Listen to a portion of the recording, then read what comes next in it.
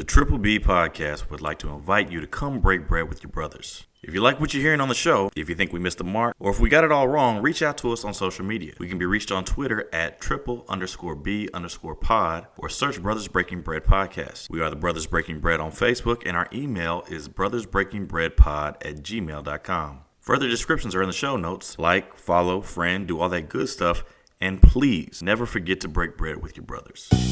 How y'all doing? We out here chilling in the spot. What up?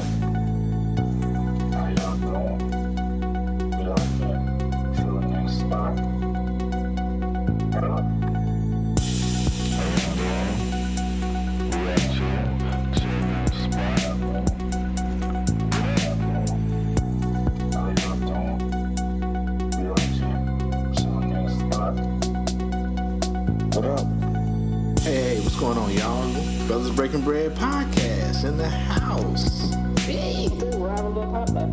It'll be good. Yeah, let's make it happen. Let's not just talk about it. This is a beautiful thing, man. It's all this blackness, and we all just getting together, we playing dominoes, we eating, we drinking. And, you know, food is always just the extra, man. They deprive these people of their basic human rights. You know, and we call ourselves Americans. We're supposed to be above all this. They'll fake the crisis. They'll make it seem way out of proportion. We brothers, we breaking bread. How y'all doing? We out here chilling in the spot. What up? Trying to hold it all together, man. Life is moving fast right now, man. So it's good to have everybody come through. I love that, man. I love it a lot. More than I could say to you guys. Sweet, yeah. Hey, what you doing? Huh? What you getting out of the microwave? Oh, I'm just heating up some leftovers. Wow, you cooked last night and wasn't gonna tell it? That's some gatekeeping shit. No, I ain't cooked last night. This from Thanksgiving. Thanks what? Thanksgiving. It's food from Thanksgiving. Bro, no. No what? You can't eat that. What you mean I can't eat it? This food. This is what it's made for. Thanksgiving was a week ago. That food is ancient as fuck. What?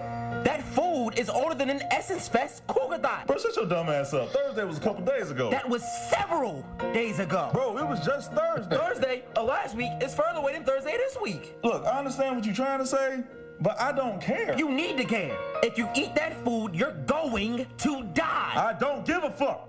You don't know what I sacrificed. I've dated several old, overweight women for these plates. Old fat women that have that underarm testicle skin that swing when they wave at you. So you know all this food is slapping. And I'll be god motherfucking damn if I let anybody step in the way and be getting my grub on. Not you, not common sense, not my lower intestines, not a vegan, and damn sure not today's modern medical science. Your brother's dead. Oh my God. We discovered pounds and pounds of old rotten food in his intestines. It looked like a haunted golden corral in his stomach. What do we do? Nothing. He's dead as fuck. He ate rotten food. What do we do? God dang. Oh, shit. Haunted golden corral. Yes, indeed. Welcome back from your Thanksgiving break, brethren of the bread. I hope y'all not eating bread from Thanksgiving still. If you are, man, you'll be coming to see us. With your haunted golden corral in your stomach, man. That shit's hilarious. Dude, I was all that shit all week, That's bro. fucking hilarious. Oh, man.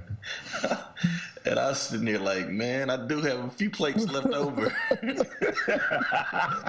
nigga Joe texted me immediately. I'm warming up a plate right now. Like, I don't know, should I be? I did freeze Put the fork down, Joe. Put the fork down. I put some shit in the freezer, man. It'll be good when I warm it up. We'll be straight. That's the blackest shit ever. Just throw it in the freezer. It'll be all right. I eat that shit in 4 weeks. No, that is the blackest shit ever. It'll be straight. Oh, hell no. All right, so we back at it like we never left. The brethren of the bread out here breakdancing. So, good people, what up?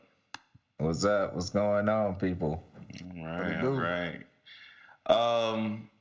Ida seems to have turned her mic off, so I don't know if she stepped away or she planned on stepping back.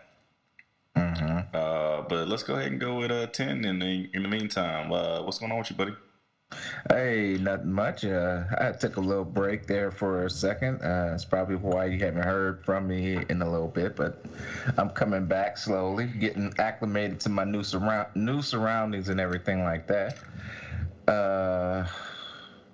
Everything is good over here. Everything is good. I have nothing to complain about. You staying hydrated? Very hydrated. Very hydrated. Sure, you got a gallon of water by the bed, my G. Here y'all go. This nigga got this living pussy, you know what I'm saying? That nigga's like Ray Charles when he didn't want to do it in the movie. And he poured water down his back. Wore out. I'm glad you are getting your sea legs back, sir. Yes, sir. You know what I mean? Oh man. When you ain't around, we miss something, man. Yeah. So we I know I miss my fellas. I miss my fellas and my ladies too. Indeed. If Ida still ain't checking in, let's go with AC Slim. What up? What up? Yo, what's up with y'all, man? How y'all doing this holiday season, man? How y'all feeling? Out there? Man, we good. Yeah. Y'all good? Yeah. I contemplate a lot of shit, bro. I got a little bit of a side eye, so it's going to... Quick second. Let me borrow your time for a minute. You got it, man. This time is yours. So, the holiday season is a hard time every year because of the industry that I work in.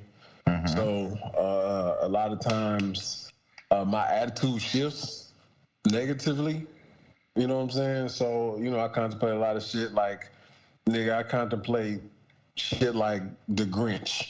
No, because we got a lot of shit in the store, and I see it a lot of times, just the Grinch, and I'm like, the title of this shit is The Grinch Stole Christmas. Yeah. How? That's the key word, how.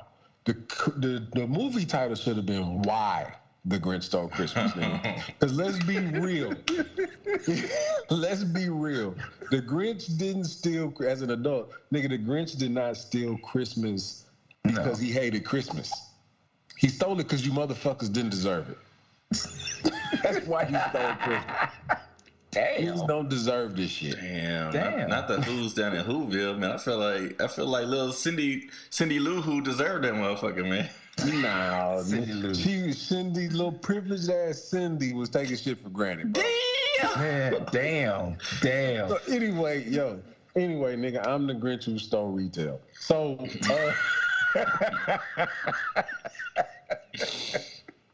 we might have a title, bro. We might have a title.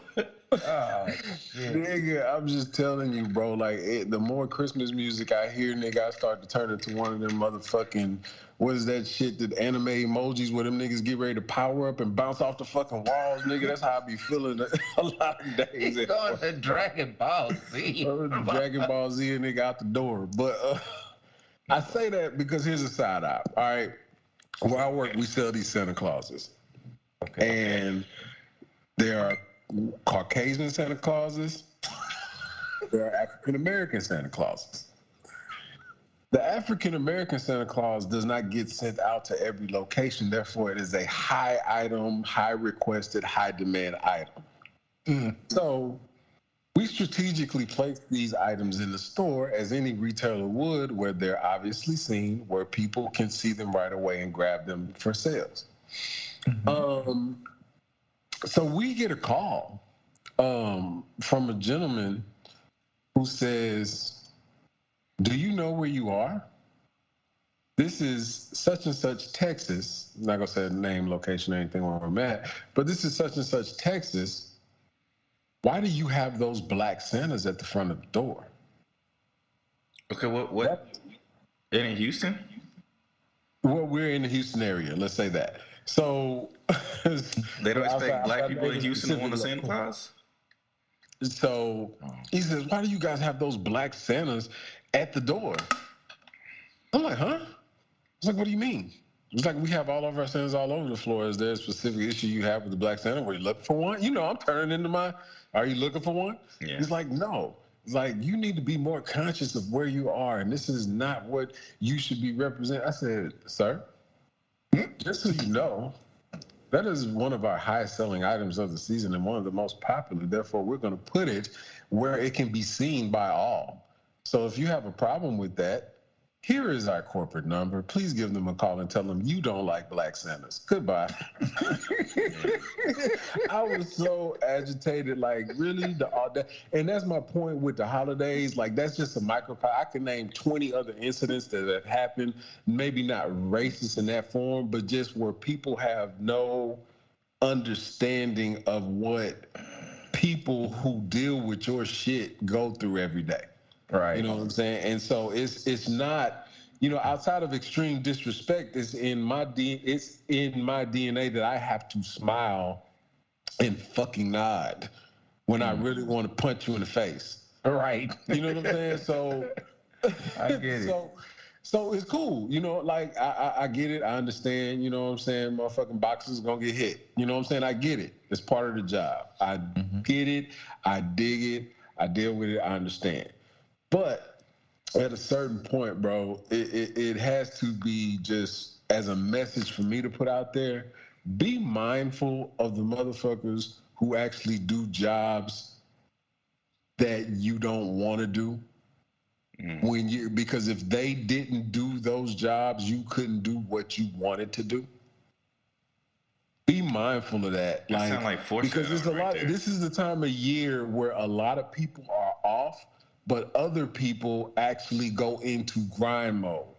And that's a different mentality when you're at work and you're in grind mode and everybody else is, I want this right now, and they don't give a fuck about anything except for what they want. But you have to understand, in order to get what you want, somebody's going to have to give it to you. So you better be nice to the motherfucker who's giving it to you before that shit goes away.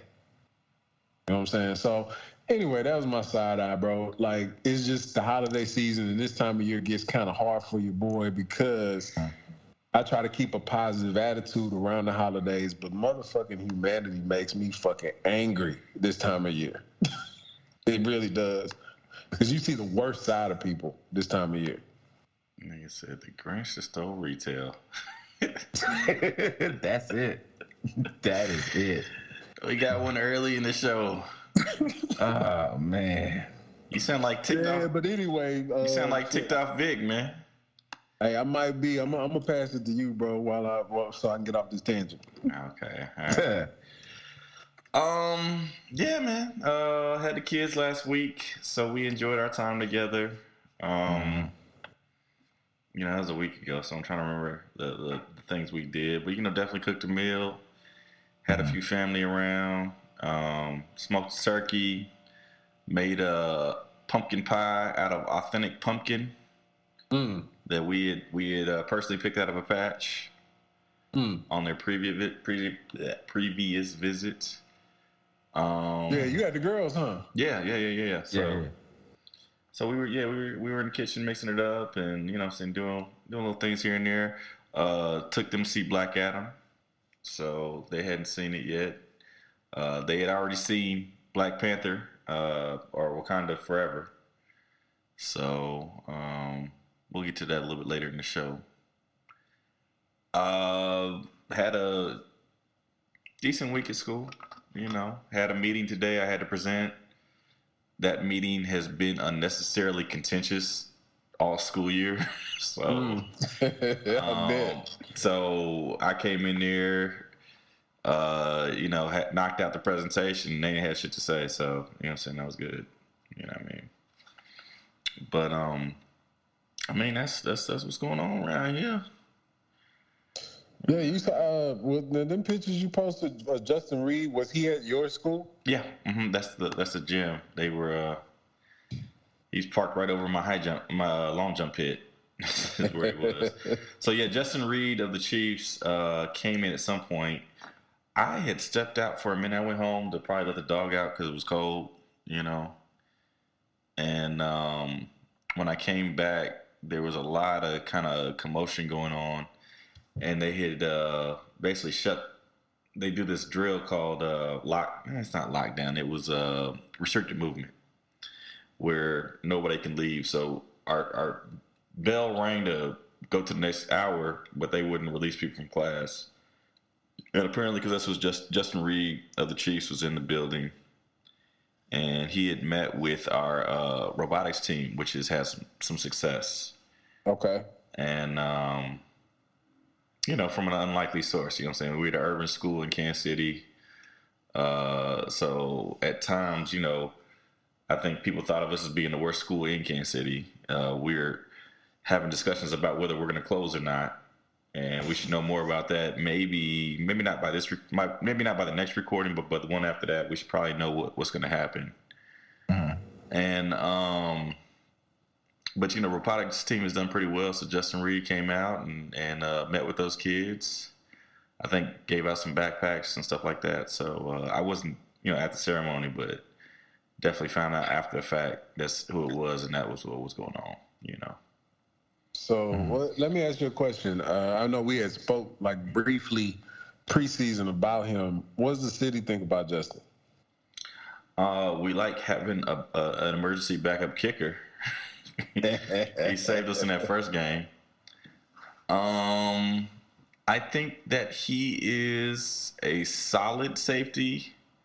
I don't think he's Tyrann Mathieu, which we passed on to 10's team. Justin's still pretty young, though. I mean, he's this is what, fourth season? I don't know. I mean, you know better than I would, because he came from your team, right?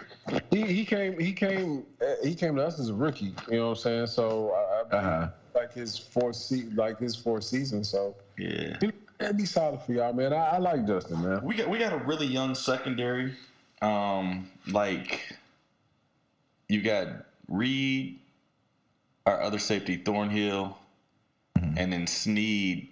All probably have maybe 4 years or less experience, but they've been around, they've been through the wars, they're veteran enough. You know what I'm saying? Right. But everybody else in the secondary, I feel like is a rookie. Yeah, they're young, and so they flying around making plays. You know what I'm saying? I'm liking them. They might have a little more experience to gain, but they trusting the babies and letting them go out there and do their thing, man. So. Yeah, the babies are performing. Yeah, man. Out there. Yeah. They actually had a decent corner who they felt comfortable enough to trade away in the middle of the season. I don't remember his name, but if I heard his name, I was like, oh yeah, I remember seeing him on the field. So, and then they let some guys walk in free agency. So I mean, they've been trusting these babies, man. They drafted 3 corners. And I think they drafted 3 corners and a safety in the first round. I mean, in the draft. Wow. And them guys have been getting ticked. McDuffie was out for a while. He was the number 1 pick, and he's come back and he's been pretty locked down. You know what I'm saying? So we're gonna see, man. I'm excited to see us make this run. Yep. What's up, man? That's what's up. So it was So I mean, I didn't see Justin Reed in the building. I did see some of the hubbub as he was walking into the building, because I had stepped out for a minute. But I mean, it was good to see one of our players come recognize our kids in a community that's underserved. So that's what's up. I appreciate that. Absolutely. Speaking of underserved in education, this nigga Hershall Walker was starving for education. So Barry O the GOAT came along and tried to deliver, and give him break him off a little knowledge. So here we go. Now, if you had forgotten what I said the last time, it's okay, because you just have to wait a minute. He reminds you every time he opens his mouth. I mean, every day. Every day he comes up with something. Every day. Since the last time I was here, Mr. Walker has been talking about issues that are of great importance to the people of Georgia. Like whether it's better to be a vampire or a werewolf.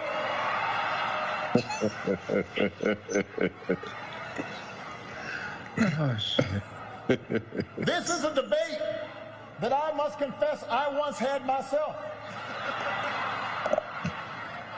When I was 7. Then I grew up. In case you're wondering, by the way, Mr. Walker decided he wanted to be a werewolf. Which is great. As far as I'm concerned, he can be anything he wants to be, except for a United States Senator. Bars. Of course. And at that point, Obama drops the mic. That's pretty much how that works, really. Yeah. He's on the list of people who don't miss. Not a one. He hadn't missed one yet. Ain't lost an election. Nope. Nope, don't miss. Don't fuck around on these debates, man. Yeah, he's real life, man. Yeah. So we are coming to the conclusion of that whole saga, man. Yeah. Tuesday. Raphael Warnock versus Hershall Walker, round 2. Mm-hmm. The runoff. Right. The final countdown. I cannot believe that this is actually in a runoff. Like it's really just it's amazing to sit and watch that he actually has a legitimate chance of winning. Like there's in no reality that I can calculate in my mind if I was to say I'm gonna put this nigga who played football, won a Heisman Trophy, and can barely speak English up against a sitting senator who is also one of the, isn't he the first black senator in the state of Georgia? Yeah. Yes. He's only, so like up against. Go ahead. I did the math on this the other day. He's like the 9th or 11th black senator in the history of America. Yeah, I think it's 11th. Yeah.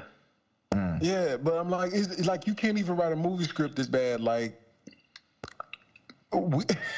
we are going to elect a damn near illiterate football player over a sitting black senator, and all the white people are going to put the illiterate black guy in. Right. You couldn't even write this shit. No, you couldn't. This is the destruction of, I think, in my mind, this will be the destruction of American politics as we see it, as we knew it. Because, I have nothing really against Hershall Walker except he shouldn't run for senator. But there's a lot. He shouldn't run for senator. He should, stick to what he knows, and that's how to carry the rock into, when he was in college, the rock into the end zone. That's it. Stick to sports statistics or something like that. When it comes to the lives and well-beings of your citizens that you're supposed to be in, to take the charge of, then you should know at least the basics of what it entails to, take on that role. I mean, the simple basics of being a senator, being an elected official. He wasn't even, head garbage collector, for the state of Texas. So much less qualified to be a U.S. senator. Well, yeah, I think at some point this week, he was talking in a speech in Georgia about how he lives in Texas. Like that really. Yeah, he did. He had. Yeah. So his. And you know what? I hate to call my brothers and sisters, names or anything, but this stupid motherfucker here admitted that he still lives in Texas. That's really should be disqualifying. That's it. Yes. It should. In of itself, right there. I mean, it says in the even off Constitution you gotta him, live in a though. state. So yeah. Like, I'm even off him though. Like, at this point, I'm on the motherfuckers who are literally going to go to the voting polls and say, And put this his is the name right, this is the right decision for our state. Bro. This is the right decision for our country. Like, motherfuckers are going to willingly walk into voting booths and say, with all the obvious information in front of you, that this is the wrong choice and this is like really just jumping off of a cliff. Yeah. They're really going to walk into a booth and say, this is the best decision that I could make as a voter for my future and my children's future. This is the best decision I can make with this guy right For the here. person, they're voting for the party. I know. You know what I'm saying? And so if this nigga ain't nothing but a puppet for Mitch McConnell, well, then they're voting for Mitch McConnell. You know what I'm saying? Basically. But shit, that's the fuckery that Mitch McConnell stands for. That what makes it worse. Like, yeah, I'm voting for Mitch McConnell, and Mitch McConnell approves this fuckery. No, I mean, Mitch McConnell will go along with the plan, but Mitch McConnell's on record this season saying the reason why we didn't get the Senate back is because of the fucking poor candidates we put up as a result of Donald Trump, you know, saying put his foot on the scale to get certain candidates, you know, in the primary season, you know. Right. And so he said the reason why we didn't take the Senate back was candidate quality. And so he sees what's happening in Georgia. He sees what's happening in other states like that. And so, you know, old girl down in Arizona did exactly what we knew she was going to do. Carrie Lake, she out here, you know what I'm saying? And this wasn't a Senate seat. This was a governor's chair. Right. Basically claiming, you know, the election was stolen. She was singing that song before the election even started. Mm-hmm. Just like Donald Trump. So yeah. Ringing the alarm, the election's stolen. Yeah. Going back to telling the big lie again, you know, so yeah. I don't know what's going on with the extremist right wing of the Republican Party. Mm-hmm. And I don't understand why the moderate Republicans have allowed them to have the steering wheel for so long, you know. Yeah, it's just like they put the moderate Republicans just put it in cruise control and let the whack jobs take control for a little bit. Like they just went on vacation, you know, and let the kids play. And you know, when you go on vacation and leave your kids at home and let them play, they destroy the house. It was about convenience. They were the votes they wanted to get the things they wanted. They got the tax breaks they wanted. Yeah, of course. They got the tax breaks. They got what they wanted, and now they're paying for what they got. They got the Supreme Court they wanted. Yeah, that is true too. So I mean, it was what it was. It is seen and it is documented that they will rob Peter to pay Paul, bro. Yeah. Those chickens maybe coming home to roost. Yeah. But also their decisions are affecting not just, you know, them, but it also affects those that, you know, those who are opposed, who, you know, are looking for those things out of their Senate, or trying, you know, or at least trying to get their voices out to, you know, by their representatives.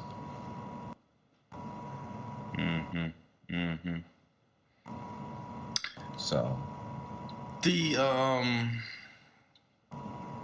yes, I mean, you know, hopefully, you know, good luck to Raphael Warnock. Georgians, get out there and vote. And vote blue. Do not vote for Hershall Walker. I understand this nigga could tote the rock 40 years ago. Right. But that is, let's go ahead and put the real, you know, the man who has an obvious education in the job to be a leader. And I really do think that Hershall Walker is suffering from CTE. I do too. He is, man. So I mean, go ahead. Because I mean, why are you having a debate with yourself about werewolves and vampires, though? Which makes absolutely no sense. I don't know why he thought that would be a good lead-in to the point he was trying to make. it was an anecdote he was using to talk about having faith. Mm-hmm. And I did not get how werewolves beating vampires. Oh, it was an actor in the movie who couldn't kill the vampire with a cross and garlic because he didn't have faith. Huh. He's like that uncle at a barbecue that's trying to tell a joke, but he just can't get the shit right. Right. It was bad. You know what I'm saying? Basically. No, it was 2 dudes in the club, but no, wait. No, it was 4 dudes, like, just can't tell the joke. You just can't get it across. Mm-hmm. Couldn't land it. Mm-hmm. So, I don't know what to say about that. We got a new situation here. We got a Colorado shooter's dad on finding out his son murdered people. He basically said they started telling me about the incident, a shooting, and then I go and find out it's a gay bar. I got scared. Shit, is he gay? And he's not gay, so phew. I'm a conservative Republican. That's that. These are the people who are voting for your boy Hershall Walker, man. Right. I didn't pay. I know that. I don't know. I've gotten desensitized. There's been a whole bunch of shootings. And I didn't pay a whole lot of attention to this. And this was before Thanksgiving, so I was definitely engaged in what the kids were doing. But did we have multiple shootings that week? Yeah, you did. Yeah. You had you had the Walmart shooting as well, where the manager in Walmart went in the break room and shot like 6 or 7 employees. Right. That was the same week that Colorado shooting happened in the nightclub. So you had two, and then the previous week you had, I think, 2 at colleges. So it's happening every week, legitimately, multiple times a week. I didn't even think about the Virginia. I don't know if we talked about the Virginia shooting on the show. Have we? We did. We briefly talked about that, and there was one. Kim said the name of the schools in North Dakota, but there was 2 that week too, and the one in Virginia happened too. So it was like the previous week there was 2, and then the next week there were 2 more. You know what I'm saying? So yeah. So they're coming in 2s every week. Yeah, man. Your little rampage, your side eye about retail. I don't know, but you good? You need to go in the break room? Hey, bro, I will, if it get to that point, bro, I will just walk out the door and get in my car, nigga, never come back and just head down I-10 and just keep driving. It never get that bad, dog. It'll never get that bad, bro. Hey, AC, make sure if you on I-10, you head west, not east. Hey, bro, I'm telling you, I'm not going to New Orleans. I'm not going toward nobody's water, nigga. I'm going to San Antonio. Okay. I'm going to the hills of Texas, bro. Okay, yeah, man. Do not travel. Oh, man, do not cross the Texas border. Yeah. The eastern Texas border, man, because everything, it's downhill from there. I told you niggas 2 months ago, nigga, if you drive down the I-10 East Corridor, you are asking for trouble, nigga. You are going through Louisiana, Mississippi, Alabama, Florida, and Georgia. Fuck you. I'm not driving down there. Oh, man, that is trash. That nigga might have been the real Grinch that stole Christmas. Okay. Stole retail. That nigga, man. Y'all niggas don't want to sign in on time? Okay. We not clocking in? Okay, well, I'm about to clock out, nigga. What the fuck's that? Right. That nigga said, fuck the paperwork. I ain't got time. I'm not sitting down in front of no computer. I got 18 pallets in the back room. You niggas get to work or I'm going off. Yeah. Oh, y'all don't want to get to work? Okay, I'll be right back. What the fuck he about to do? Cow. Oh man. So anyway, but it's like, to keep it on the real side, bro. Keep it on the real side, as a person who works in retail, to hear, you already got to be cognizant of that shit, like on a day-to-day basis, because you got to understand. You see, depending on what type of retailer you work in, you see hundreds of different motherfucking faces every day. You know what I'm saying? And you don't know that one day one of those faces that walks in there could be the one that want to pop some shit. You never know. You know what I'm saying? And I'm talking about all these interactions earlier that I have with people. It's like that. You know what I'm saying? It's like that. And then you talk about a big retailer like Walmart, you know, that even has more than the one I have coming in and out each and every day, and you seeing all these different motherfuckers and having to be aware of your surroundings at all time. Like it is a form of PTSD for people who do those certain type of jobs. So I say that to say, to have somebody who is supposed to be on the team with you do that, that's a different level, bro. That's a different level. Like, you supposed to be able to at least go to work and trust that motherfuckers is just gonna do what they supposed to do and go home just like you. But to have a motherfucker come in there and to do that to people that you around like, goddamn. Right. Like, that's a different one. What do you think? Because he was already in the building.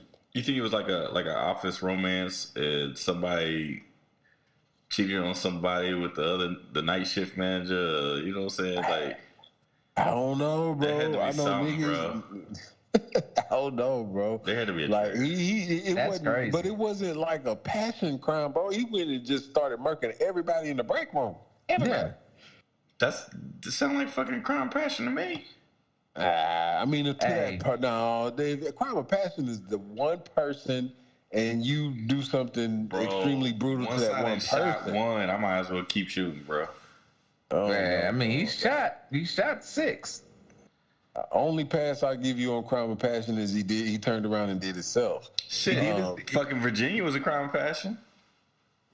Which one? The football players. The football player? Yeah. Was it? I mean, when I say crime passion, that was fucking. I know what you're talking for about. Some bullshit. You know, I don't know what happened between the people, but that was targeted. That wasn't like the normal just walk into a place and start shooting. Nah, he came for motherfuckers that was on the squad that he used to play with. You know what I'm saying? Yeah, he came directly for some teammates. Yeah, he had something happen. You know what I'm saying? Yeah, I just know it's a different level to deal with that shit from the inside, bro. Because you got a mentality about every motherfucker that walks in the door, and you have to have your fucking ears up. If you don't, you tripping. Like, so you got to have your ears up on every motherfucker that walk in and out the door each and every day, bro, and be cognizant of your surroundings. So to have somebody who's supposed to be giving you direction turn around and flip on you like that, that's a different mental mindset, bro. that turns your whole mental thought process around. Like, I got to be watching the motherfuckers that come in and out of here every day that we don't check like that. Right. You know what I'm saying? Like, that's different. That's different shit. Yeah. I don't know. I didn't pay much attention to this Colorado situation. Anybody want to prep us on that? I don't know much about it. I know a dude went into a nightclub, which happened to be an LGBTQ nightclub. He opened fire on a bunch of people, but then I heard that the people in the club were the ones who took him out. Like, they were the ones who took him down. Like, they shut him down. It's like, or else he would have, ended up killing more people. But the people who were actually in the club, so shout out to them, were the people who, like, kind of stood up and handled it. Like, fuck the police, nigga. You not getting up out of here. You know what I'm saying? And they took him out. How many did he kill? God. That sucked because I don't remember the number. I think it might have been less than the one at Walmart. Yeah, it might have been 2 or 3. Basically, the people in the club saved lives. That's what happened is the people who were there actually saved lives of other people because they reacted quick and got on his ass. Right. Did they hit him up? Did he make it out alive, or what happened? Yeah, he's arrested.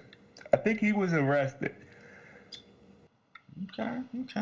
If I believe so. Well, based on the video we have here, we're gonna get a little glimpse into why a motherfucker would grow up to do some wild shit like walk into a LGBT club and start shooting. Apparently, Apple didn't fall far from this tree. was a shooting involving multiple people, and then I'm going to find it's a gay bar. Yeah, right. And I was like, oh my God, is he gay? I was just scared. Oh my God, shit, is he gay? And he's not gay, so it's well, you guys had. This nigga's son shot up a fucking room full of people for no goddamn reason, is going to jail. Right. Ran the risk of getting killed. His damn self, right? And his dad is relieved that his son is not gay.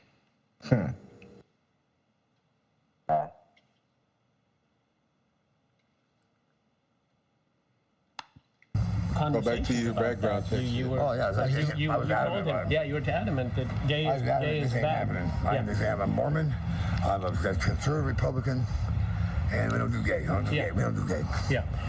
I can't get answers from the attorneys really, but they're saying that some of these, it's involving a gay bar or some shit. I don't know.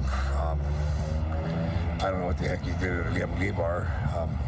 I don't know what's going on. Well, he's accused of going on a mass shooting at a gay bar and killing 5 people. Colorado. Okay, well, that's shit. If he's accused of doing that, I'm surprised he's not gay.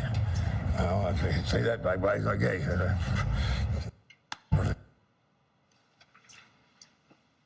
Wow, priorities. So your son's a fucking mass murderer, and you're happy because he's not gay. Because he's a Mormon and a Republican, and we don't do that. And we don't do gay. He made sure he said conservative. And we don't do that. Did he say conservative or he say Republican? He said conservative Republican. Okay, conservative Republican. You said them both, yes. Oh, as opposed to a log cabin Republican. Right. Right. Yeah. Well. Oh God. I don't know what to say.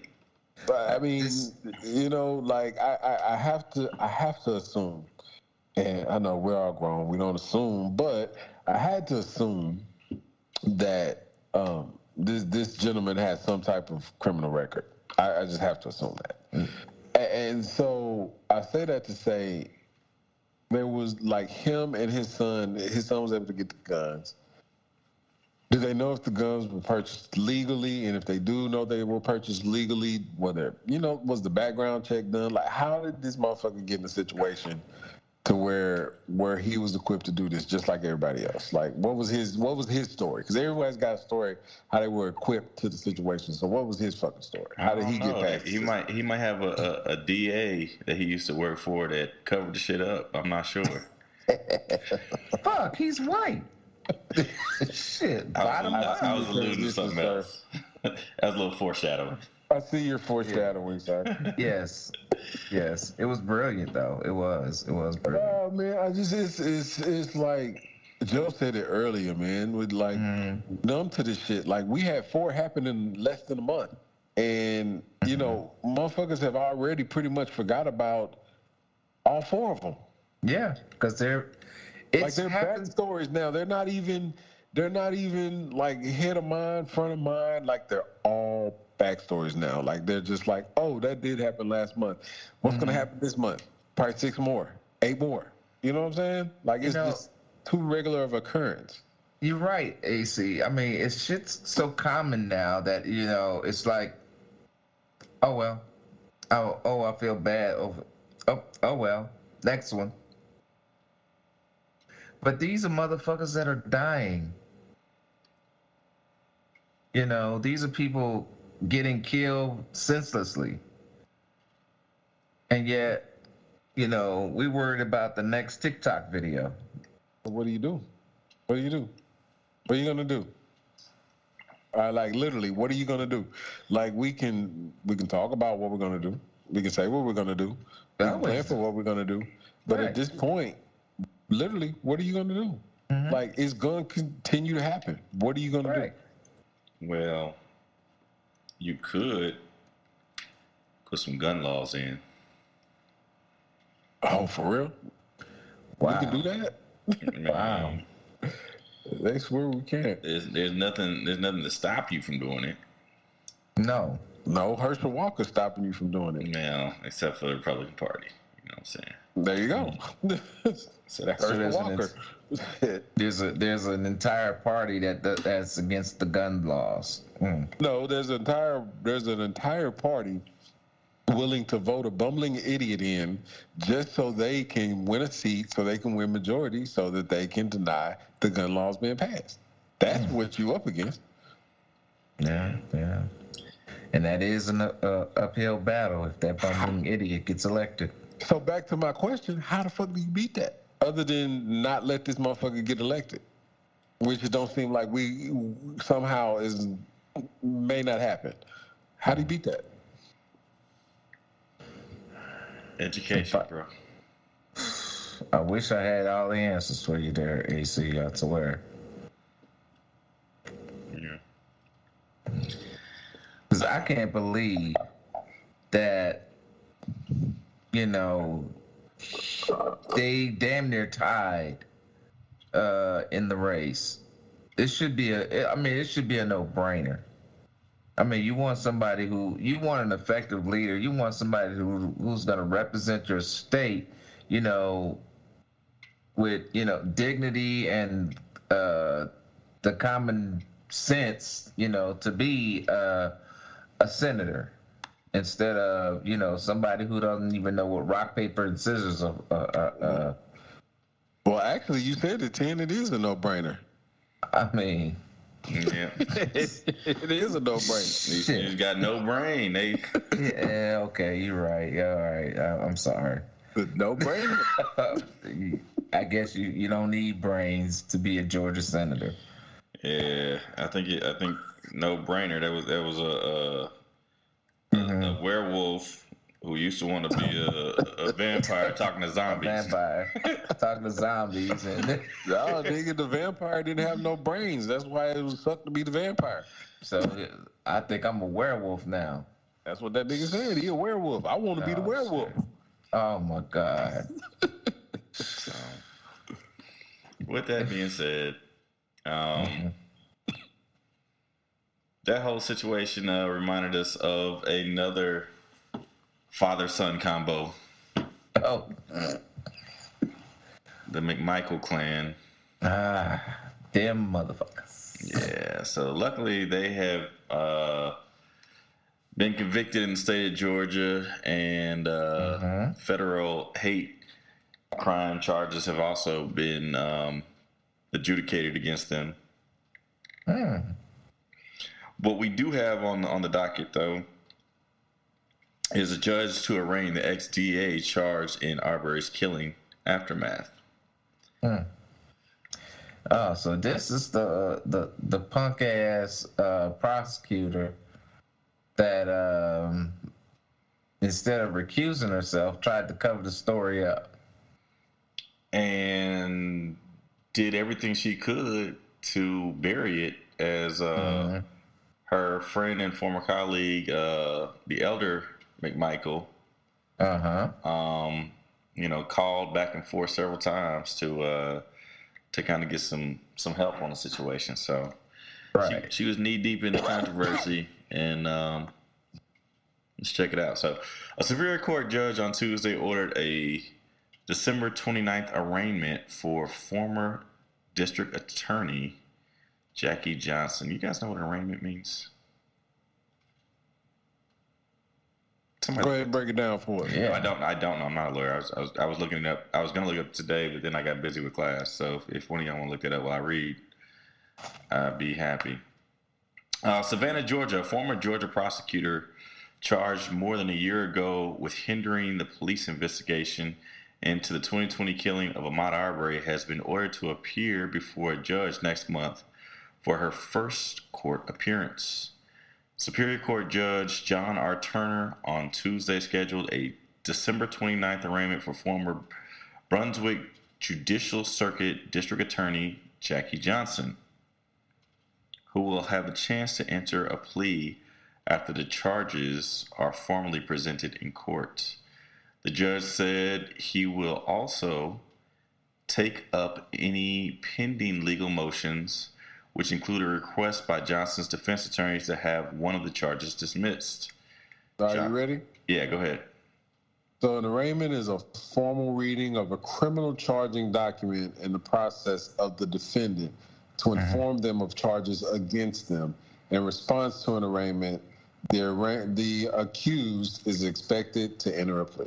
So that's where they enter their plea. Okay, so yes. The arraignment is, hey, we've had the grand jury. You're being charged with criminal cocksucking. Yeah. And Yeah, that one. That's it. How do you plead?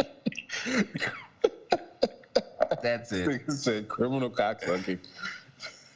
I mean, that's pretty much what she did. I don't know. She was like, hey, I'm riding this nigga's testicles, man. You know what I'm saying? And so, 2 counts of criminal ball licking. Yeah. So, okay, that's what the arraignment is. Okay, I got you. All right. One of Johnson's former employees, Greg McMichael, initiated a fatal pursuit, and his adult son, Travis McMichael, fired the shotgun blast that left 25-year-old Amaud Arbery dead in the street. A neighbor, William Roddy Bryant, joined the chase and recorded cell phone video of the killing. More than 2 months passed before the McMichaels and Bryant were arrested on murder charges in Arbery's death, which happened after Bryant's graphic video was leaked online and the Georgia Bureau of Investigation took over the case from local police. A grand jury indicted Johnson in connection with Arbery's death in September 2021. She was charged with a felony count of violating her oath of office and with hindering a law enforcement investigation, a misdemeanor. So this is nothing but a misdemeanor? Wow. Really? Yeah, but it could take her license away. Nigga, they need to take her freedom away. They need to take her freedom away. Yeah. She interfered with the criminal investigation of the death of an individual. That was a cover-up. That's conspiracy. Mm-hmm. Felony. That's a felony count of violating her oath of office. Okay, there's a felony count. Okay. And with hindering a law enforcement investigation. So the hindering law enforcement investigation was a misdemeanor. The felony was violating her oath of office. All right. Okay. Let me see if there's anything in here about what she stands to get.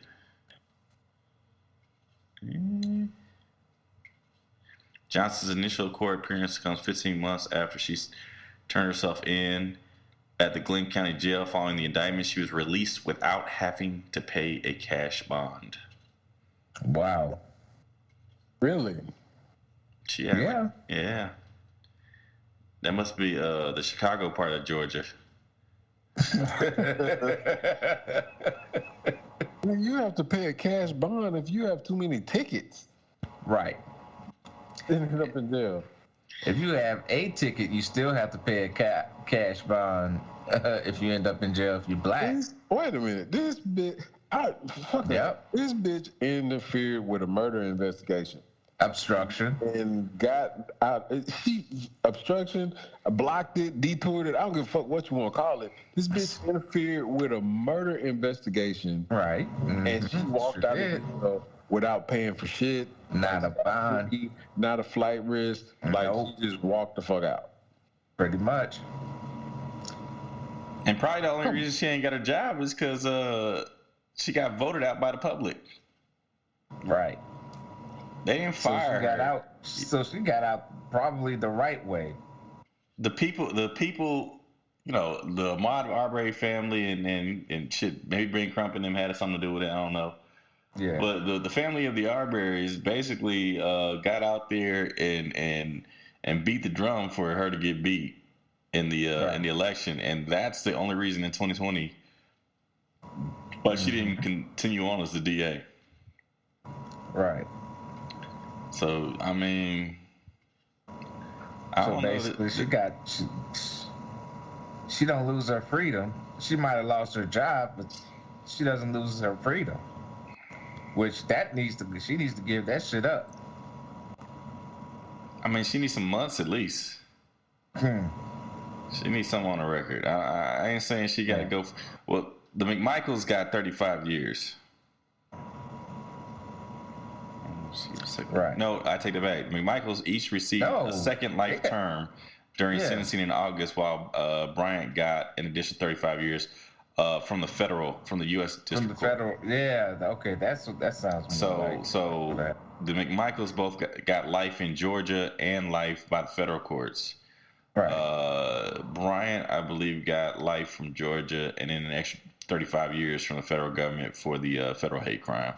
Right. So if she is tied up in a hate crime that's getting people double life, yes, she should have a similar sentence.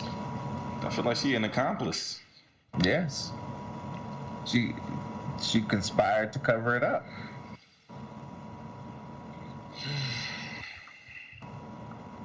Fuck that bitch. Mm-hmm. So she put that hoe on the Green Mile. Right. Mm-hmm. So, AC had his little side eye. Right. Uh-oh. He was ticked off about how workers have been treated, especially during this holiday season. Uh-huh. You know who else is ticked off? Uh-oh. Ticked off Vic.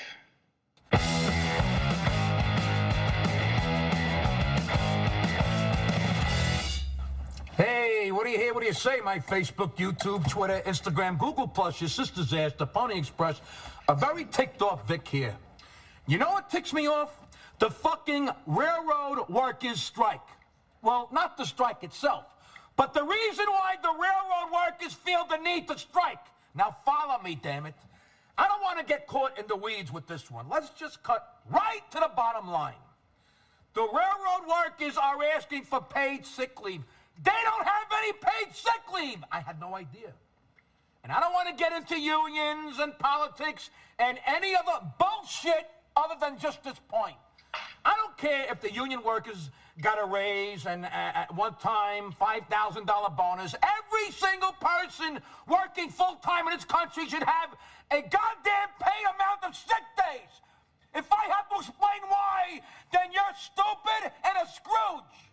Look, here's the damn bottom line. If these jobs are so important, which they are, and if the work they do is so critical that a strike would cripple this country, which it would, then how the fuck are these workers not important enough to have some fucking paid sick leave? This is... Okay. Right on, Vic. This is actually the first time I've heard his rant, but he's right. So this whole fucking strike is over paid sick leave. I can't fucking believe it. All they want to do is just get paid while they're sick. Yeah, I can. I can believe it. I can believe it. I can believe that motherfuckers like what the motherfuckers do, loading and running them railroads and keeping that shit going. Nigga, that shit is hard work. And you like, nigga, if I'm off, I can't get a yeah. I can't believe that shit. That's wild. I can't get a day off, but yet. I mean, I don't want to jump into the weeds, but nigga, cost cutting is real, bro. I understand cost cutting is real and everything like that, but come on, man. Hey. All they want is just sick leave. These companies out here is in a grind to make budget, just like motherfuckers is in a grind to pay bills, man. Like, so, you got motherfuckers sitting in offices figuring out where to cut costs and how to trim fat, nigga. You don't know where the fat gonna come from. You can't necessarily choose, my nigga. Like, them motherfuckers will trim fat wherever they can, nigga. And sick leave is one of them places where that company the railroad look like they choosing to trim the fat. And fuck, them niggas said I had enough, nigga. I want my shit. Like, I deserve my shit. So, you know what I'm saying? They're not the only company that's a That's a thing. I say this: the body needs a certain amount of fat in order to live. True. Yeah, you gotta have the fat to protect the organs, nigga. And these organs said, "Fuck you, give me my fat back." Yeah. Yeah. Yeah. You get too lean, you're gonna die. Exactly. Yes. Yeah. Well, what would a railroad workers strike mean to the holiday season, Mr. Grinch who stole retail? Right. Well, I don't know if you guys remember, like recently with after COVID, how all those ships were sitting on the dock. Do y'all remember that shit? Oh yeah, we definitely. So when you go into I remember that there was a ship stuck in the Panama Canal that fucked up shit for a while. Yeah, I mean, there were a lot of ships, like containers, that were sitting on docks because you didn't have, people to move it like normal. And so what I say that to say, like, you go in the store right now, or you can't find certain shit, whether you can't find baby formula, or you can't find water, or you can't find, like right now, it's hard to get alcohol or hydrogen peroxide or fucking cough drops. Like when you find, like when you start, what's going to happen is you're going to start to go in the stores looking for shit that you just, because you live in fucking America and you just feel like you can walk into any fucking place you want to walk into and pick up whatever you need to. What's going to start happening is motherfuckers going to go and be like, oh, I want some bread, or, oh, I want some fucking motor fluid for my car, and that shit's gonna be out, and you just gonna look up in 3, 4, 5 months, that shit's still not gonna be there, and just shit just starts slowly disappearing. That you feel like you can normally just go anywhere and get. You know what I'm saying? And shit's gonna be out. You know what I'm saying? And shit like motherfuckers gonna be flooding shit like Amazon. Like, nigga, just think about how crazy it was when motherfuckers went nuts over toilet paper. Right. Yeah, y'all remember that shit? Absolutely. Oh yeah. Yeah. Yeah, niggas went nuts over toilet paper, nigga, and for months, nigga, you could not get no toilet paper. And that wasn't even because motherfuckers stopped working. That was just because of demand. To think about the demand that's going to happen when motherfuckers actually stop moving shit in here. Like, I don't know if you niggas know, but right now you can't even get, it's hard as fuck to get baby formula. Right. Yeah. I remember that being an issue. At first it was recalled because of the but now they're not shipping it, bro. Yeah, now they're not shipping it. Yeah. Now they're not shipping it, so it's just like, nigga, it's like fucking pulling teeth to get baby formula. Mm-hmm. You know what I'm saying? Like, low key, it's hard to get certain type of water right now. Mm-hmm. And this is just little shit that, like, and that's what I'm saying, little by little, you don't notice it, but eventually, if something big like the railroad stopping and the fucking ships are still struggling, you gonna see, and these motherfuckers are steady going up with inflation prices and shit like that. You gonna, nigga, we gonna be in fucking soup lines on your ass. Mm-hmm. Nigga, we might be in the next fucking depression in a minute. They keep fucking around, nigga. Joe, you might need to pull out the graph, nigga. I mean, the more you fuck around, hey, keep fucking around. The more you gonna nigga, find y'all niggas out. gonna be way out of the y-axis, nigga. Shit. So why did I fuck around axis, nigga? For real. Why did I fuck around this much? No, nigga, you about to fuck around and really find out now. About to get X'd out this bitch. Shit. They're gonna be asking China, can y'all send us some motherfucking McDonald's hamburgers over here or something? Damn, had to go to China to get McDonald's? That's really fucked up. Yeah. Keep fucking around. Yeah. Yeah. I don't know. That's a whole little fucked up scenario. Man, pay your workers. Pay these people, man. Pay the motherfuckers that do the jobs that you don't want to do. Take care of people. They take care of you. Take care of people. I said it earlier, nigga. You pay them. You take care of the motherfuckers that take care of you, or you not gonna get what the fuck you want to do. What the fuck you want to do? Nigga, period. They gonna hop up in your break room. Man. Shit. Anyway, shout out to Kevin Tucker, who had that posted online. He's a Tuck, my former roommate, and AC's former teammate and a railroad worker. So one of my running backs, man. One of my guys. Good dude. Yeah, that's a good dude right there. That's my guy. So with that being said, what do y'all think about LeBron and what he had to say in regard to Jerry Jones and that drama? Bro, do you have the audio? I do. Oh, let's hit audio. All right, let's do it.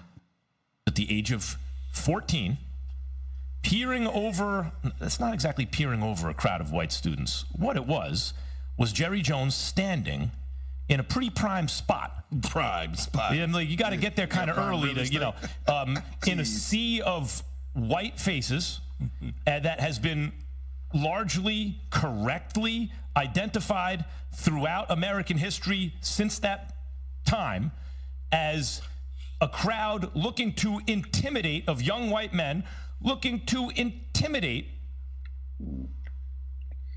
the black students who were supposed to be integrating the school. Because in Arkansas, in the South at that time, a ton of racist white people who didn't want integration, who wanted separate and unequal. Listen to LeBron James. Here he is talking about it. I was wondering why I haven't gotten a question from you guys about the Jerry Jones photo. But when the Kyrie thing was going on, you guys were quick to ask us questions about that. Okay. Hold on. And I don't even want you guys to say nothing. When I watched Kyrie talk and he says, I know who I am, but I want to keep the same energy when we're talking about my people and the things that we've been through. And that Jerry Jones photo is one of those moments that our people, black people, have been through in America. And I feel like as a black man, as a black athlete, as someone with power and a platform, when we do something wrong or something that people don't agree with, it's on every single tabloid, every single news coverage. It's on the bottom ticker. It's asked about every single day. But it seems like to me that the whole Jerry Jones situation photo, and I know it was years and years ago and we all make mistakes, I get it. But it seemed like it's just been buried under like, oh, it happened. Okay, we just move on. And I was just kind of disappointed that I haven't received that question from you guys. Appreciate it. What do you got to say? Well, I say he's not wrong. I mean, same energy. I got a couple things. I mean, first, it was 1957, and before the civil rights, as a young white male, 14-year-old in Little Rock, Arkansas. I'm not sure what before the civil rights. It was that was during civil rights. Yeah. I mean, what did you expect at that time from somebody like Jerry Jones? Whatever. Like, is anybody surprised? That all I'm saying is, anybody surprised? Not at all. Based on what he said with Colin Kaepernick, nobody's surprised about that. We get that. I understand that. Okay, let's move on from that. Why did it take this? Like, that nigga's backpedaling like Deion Sanders. Why did it take this particular moment for him to say what he said? Him, you meaning LeBron? Yeah, that's you talk about the same energy. That's what I'm talking about, because when it was that Jew scare. Right. When was it? When it was that? That nigga was backpedaling like Deion Sanders. He didn't want no parts of that smoke. He left that nigga Kyrie under the bus, bro. Right, like he drove the bus over that nigga. Like him, Shaq, Charles, but all them niggas like was on the bus. Like, man, I don't know what the fuck y'all talking about. I don't know what this nigga talking about. But like now, like right now, he got. It's like I said last week, motherfucker. It's easy to hide in the crowd. Like, this is a comment that you can hide in the crowd on. This is not a comment that you can step out and be like, no, this is how I feel. I don't give a fuck what nobody else thinks. This is how I feel. And this is what I think right now. Like, no, like, oh, everybody's on social media kind of talking about the Jerry Jones. Like I said earlier, nobody's surprised. We know what this motherfucker said about Colin Kaepernick. We know who Jerry Jones is, bro. Like, that we understand. Okay, we can talk about it. We can say what we want to say about it, and we can discuss what we want to discuss about it. But at the same time, why you wanna take this moment as LeBron James to say, oh, now I'm about to stand up because, oh, you motherfuckers didn't talk about Jerry Jones. Like, stop diverting the fucking attention. Stop throwing smoke shields. Stop diverting the attention to some other factor that affects you. Like, no, what the moment Kyrie was in was the moment that was affecting you, bro. Say something then. Well, we're all, we're not perfect.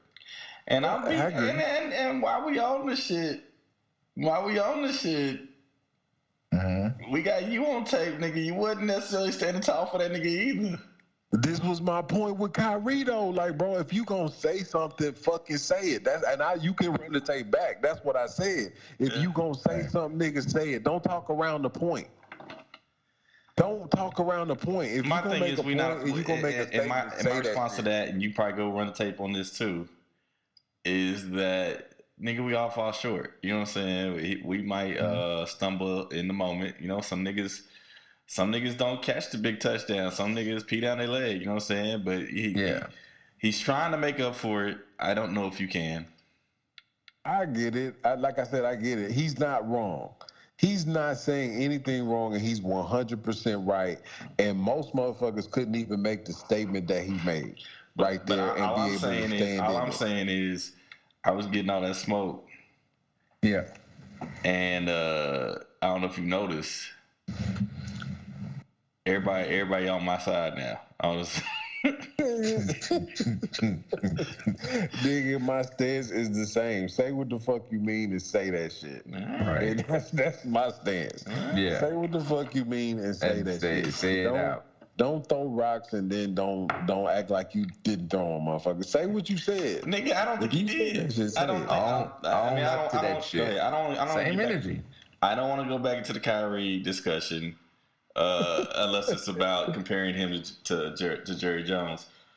But I don't feel like he hit his hands. I feel like he said what the fuck he said. I said that I am not they want me to say I'm anti-Semitic. I ain't gonna say it. I said what I said. I said, how can I be when I know who I am? I said what the fuck I said.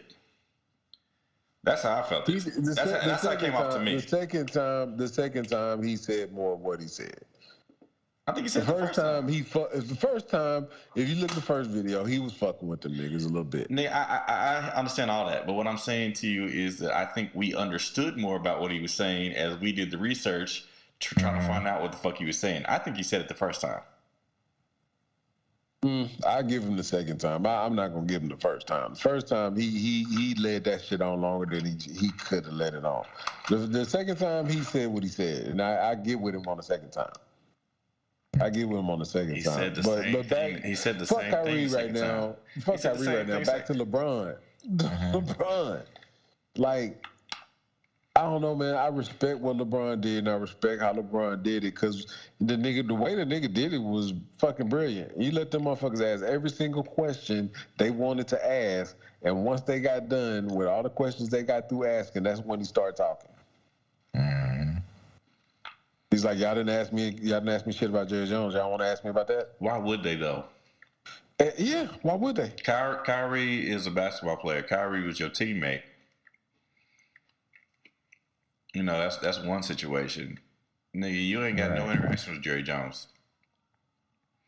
Y'all in adjacent industries. Yep. But that's why I say what you say when you gonna say it, bro. You should have said that shit earlier.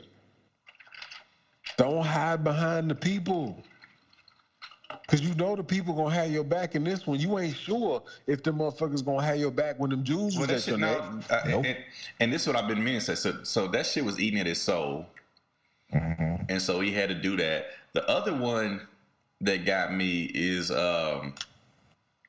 what's his name for the Celtics? Brown. Who? Jaylen Brown. Jaylen Brown. Jaylen Brown stood tall as fuck for Kyrie, but got the fuck out of Dodge for Kanye. That nigga ran from Kanye. He ran from Kanye, and I think that's why he stood tall for Kyrie, because this shit was fucking with him. Right. That he got out of his contract with Donda Sports. Nigga, him and Aaron Donald ran from Kanye. But Aaron Donald didn't say shit afterwards. This nigga Jalen like, was out there. I'm gone, nigga. I'm getting my bag and I'm leaving. Yeah, Jalen was front and center over here talking shit for Kyrie. You know what I'm saying? Right. And so I think that had something to do with him running away from Kanye. He had to get his manhood back. And this is what I think that's what LeBron had to do here, man. He had to get his manhood back. Because they wasn't picking no fight with him. They was talking about the game. Just like Kyrie said they should have been doing. You know what I'm saying? And they talking about the game. And he like, oh, y'all don't want to ask nothing about this? I don't give this nigga no credit, bro. I don't fuck that, man. Damn. I don't give his ass no credit. I mean, I appreciate LeBron. I appreciate that he is an athlete that will stand up for whatever he thinks is wrong. Right. When it's convenient, apparently. But that's something that we wouldn't get from a Jordan. You know what I'm saying? Oh, no. No, definitely not. But we didn't get that from Kobe. You know what I'm saying? Isn't this an easy way to divert, like, change the attention? Like, just shift the attention real quick. Somebody throw some shit out like there. And then a motherfucker like LeBron is going to say something about it. And then everybody's going to start talking about what LeBron says. But it just feels like an attention shift. Like, here, let's talk about that. Like, somebody just threw it out there. Y'all talk about that. But they didn't do that. He did it. I don't know. Motherfuckers is so easy. I feel like that shit was sitting heavy on his soul. And he had to get that shit off his chest. Because he threw his boy Kyrie under the bus. Well, that was that nigga's I'm sorry? Yeah. Pretty much. Yeah. So, I mean, I give him a little bit of credit for recognizing he fucked up and trying to make amends, but he fucked up. You know what I'm saying? Yeah. He should have been there from the jump. Like, I was there from the jump, but this nigga AC was backpedaling, just like Deion Sanders. Nigga, I stand where I stand, nigga. I'm with Kyrie on his second statement. His first statement, that nigga was playing fucking hopscotch. What the fuck he said both times. It took niggas to catch up. It took niggas time to catch up to what he was saying. He was playing hopscotch in the first statement, dog. No, he wasn't. Say what you mean, nigga. No, he wasn't. He said it. He said exactly what he said. Damn. He did the second time. He said it both times. You can go back and check the tape too, nigga. We recorded the fucking first time, so you can go back and listen to the first time. I know. Because it was in the episode. Everybody else do the same thing. I'm not gonna go through this with y'all again because I already said what I had to say, and everybody been coming around to my way of thinking. Any video you done heard about the shit, they've been coming around to my way of thinking. So I'm gonna go ahead and claim the victory on that one. You got the victory. But I want the victory. But hold up, you kind of let Jerry off the hook too, bro. Let him off the hook in terms of what? You was like, man, do we expect anything different out of Jerry? I think we need to demand shit out of Jerry. Nigga, they made Kyrie go talk to the ADL. This nigga need to go talk to Farrakhan, man. Yeah. You can demand what you want out of Jerry. Jerry only way you gonna get Jerry to do something. Only way you gonna get Jerry to do something is threaten his pockets. That motherfucker didn't take a knee till motherfuckers start saying we gonna not come to these motherfucking games. Yeah. They need to do the same thing. Good luck. So I don't know. And they ain't gonna do this shit in the house. That's the same motherfuckers down there that say, why the fuck we selling black Santa Clauses? You have no chance. You have zero chance in Dallas of that happening, nigga. But they will send them niggas to Oklahoma City first. Yeah. All right, you motherfuckers don't want to get in line? You take your ass up 35 then. That's fuck right. Out of here. Shit. Come down here where these black head coaches at. Yeah, I mean, I don't know. I'm with LeBron that we should be holding Jerry Jones' feet to the fire because he didn't own that shit, man. No. And that's what the rest of the clip goes on to say with Jay Williams and Keyshawn Johnson and what's my guy, Max Kellerman. That's what they were talking about. Like, he didn't own that shit. Like, okay, yes, you were 14. Yes, it was a long time, but nigga, you can't claim bystander. Nigga, you was on the wrong side of history. Right. You need to own that shit, nigga. You are a fucking plantation owner with a bunch of niggas on your fucking football team. Mm-hmm. Nah, nigga, you need to speak on that, man. You need to go ahead and say, hey, man, I've grown. We are, like you said, nobody think any differently. We are not surprised that Jerry Jones was out there protesting against integrated schools. That's why the nigga don't have to speak. Because motherfuckers know. But he has to speak because fuck that shit. Nigga, okay, that's where you were, but where the fuck are you now, nigga? Own that shit. If he speaks, was it gonna? I want him to own that shit. Nigga, hold up. He still employs a bunch of black people. Yeah. There's still a whole bunch of black people that are patrons of that team. Now, whether them niggas got resolved to do something about that shit, I have a problem with it. I don't know about the rest. I'm not a Cowboy, so I can't speak on Cowboy Nation. You know what I'm saying? Shit, neither am I.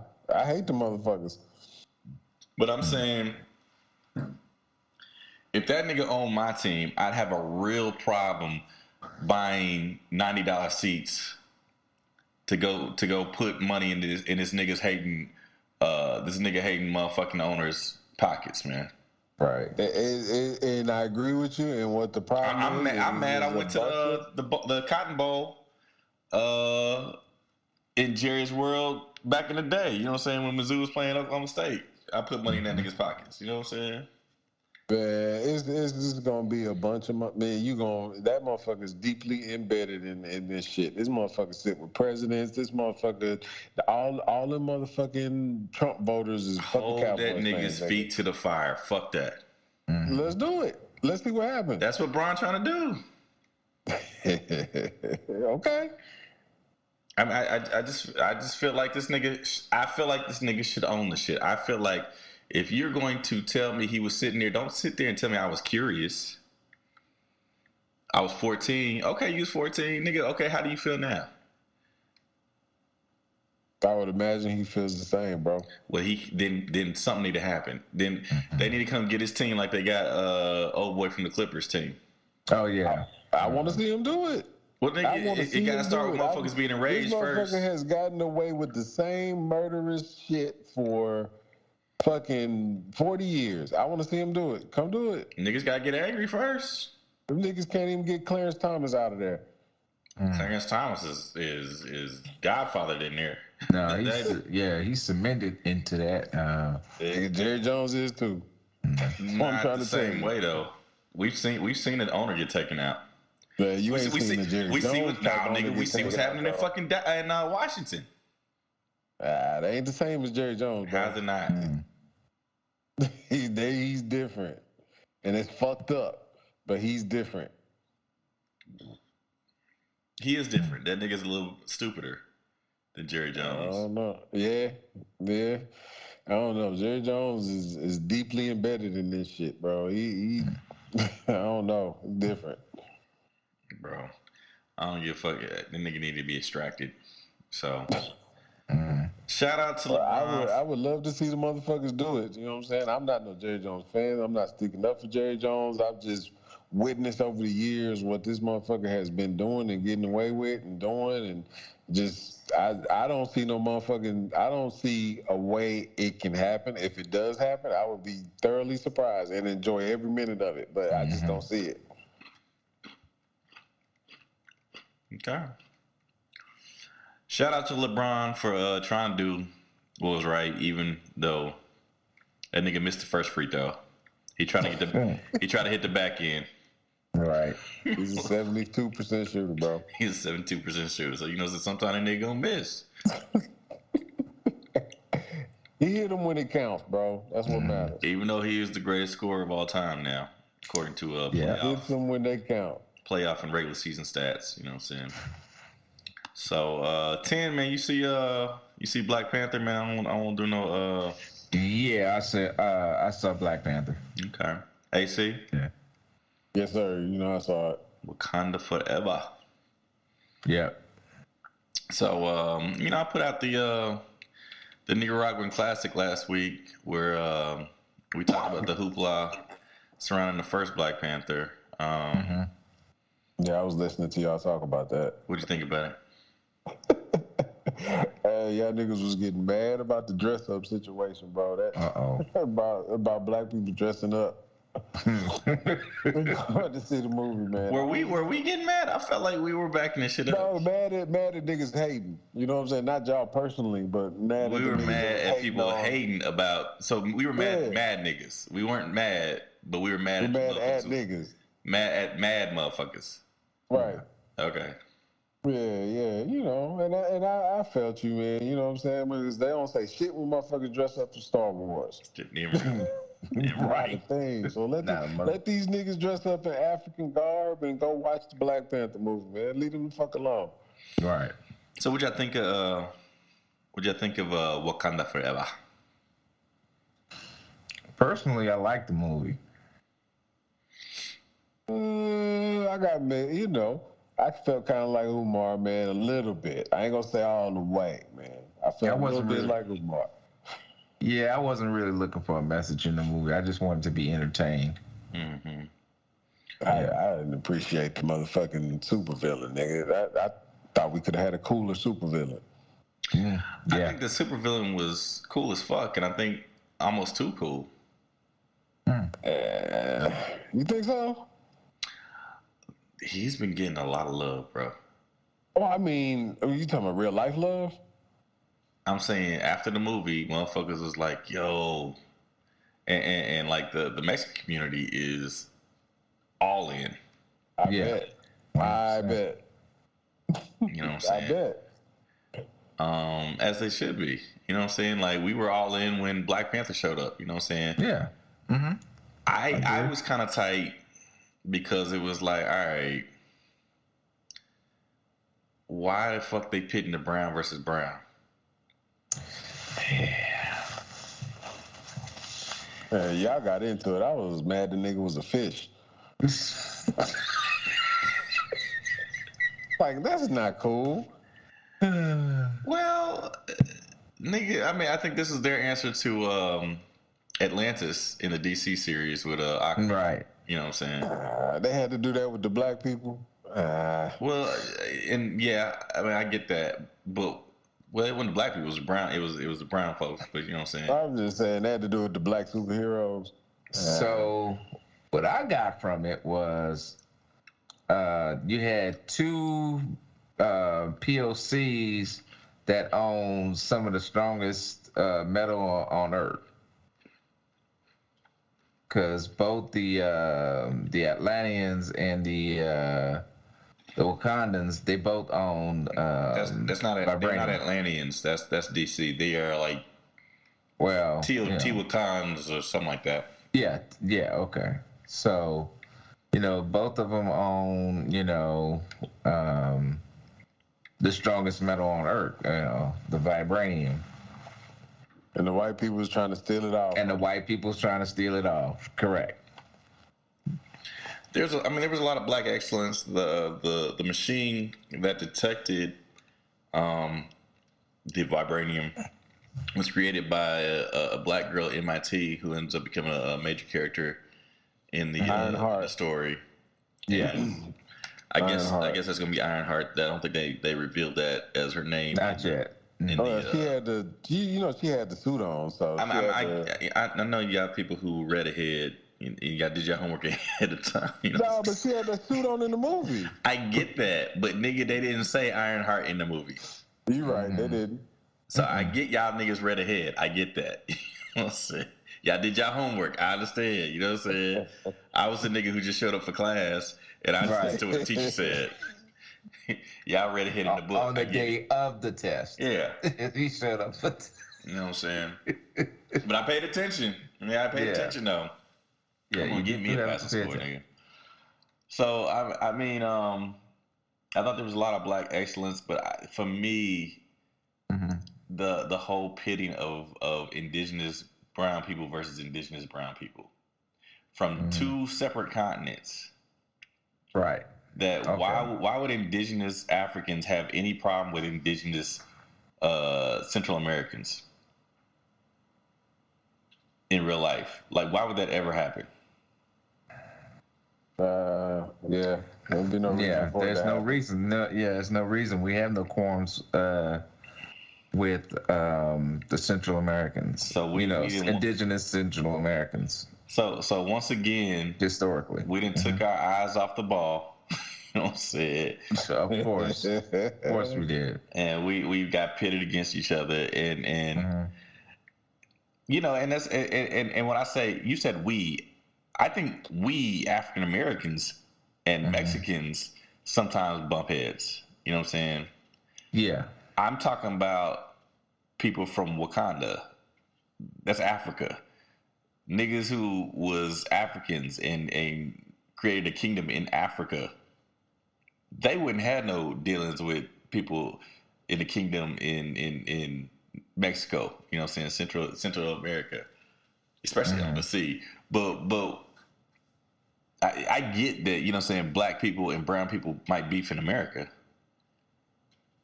because we've been victims of the same oppressive system, and we've been forced to fight over the same little crumbs. You know what I'm saying? Right. So for me, it didn't make sense to pit those two groups against each other, and that kind of disappointed me.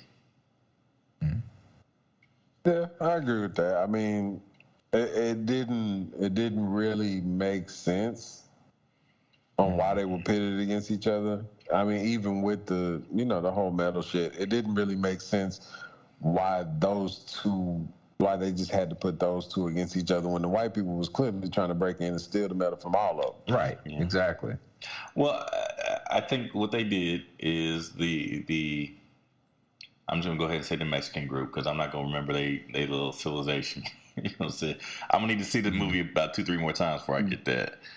But the Mexican group was upset that the Wakandans followed the plan of Killmonger, which was to take what had been secret and make it known to the rest of the world and use it for the betterment of their people. You know what I'm saying?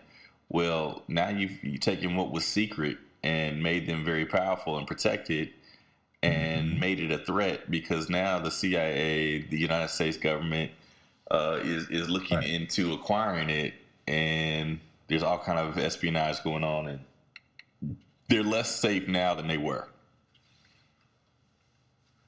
So I get the idea that I understand the premise that they used to pit the two groups against each other. I just don't like the fact that it was those two groups. Right. I see. So, and I don't think I'm the only one who had problems with it. We have a clip here from Dr. Umar. I didn't go to the movie to see Mexicans beat up on black people. Okay? The underwater people was Mexicans. Yeah. Okay? They basically gentrified the movie for Mexicans. The Mexican hero, you saw it. Yeah. The Mexican hero. But I know. He had more spoiler-free version. He had more air time in the movie than anybody from Wakanda. So it shouldn't even been called Black Panther. It should have been called the gentrification of Black Panther by the Mexicans. But here's the point I want to get to. Here's the point that I want to get to. After the Mexican god kills Queen Mother, Angela Bassett, he murders her. That's a spoiler. Shuri has a chance to murder him back. And instead, she exercises patience and says, we can work together. And what does the Mexican woman say to the Mexican at the end? Why are you forming an allegiance with Wakanda? Yeah. You should have destroyed them. And what did he say? Don't worry. They trust us now. The Wakandans are the most powerful surface nation in the world. And we got them while we want them. So even in Black Panther, we don't learn our lesson. We are vicious with each other, never vicious with our enemies.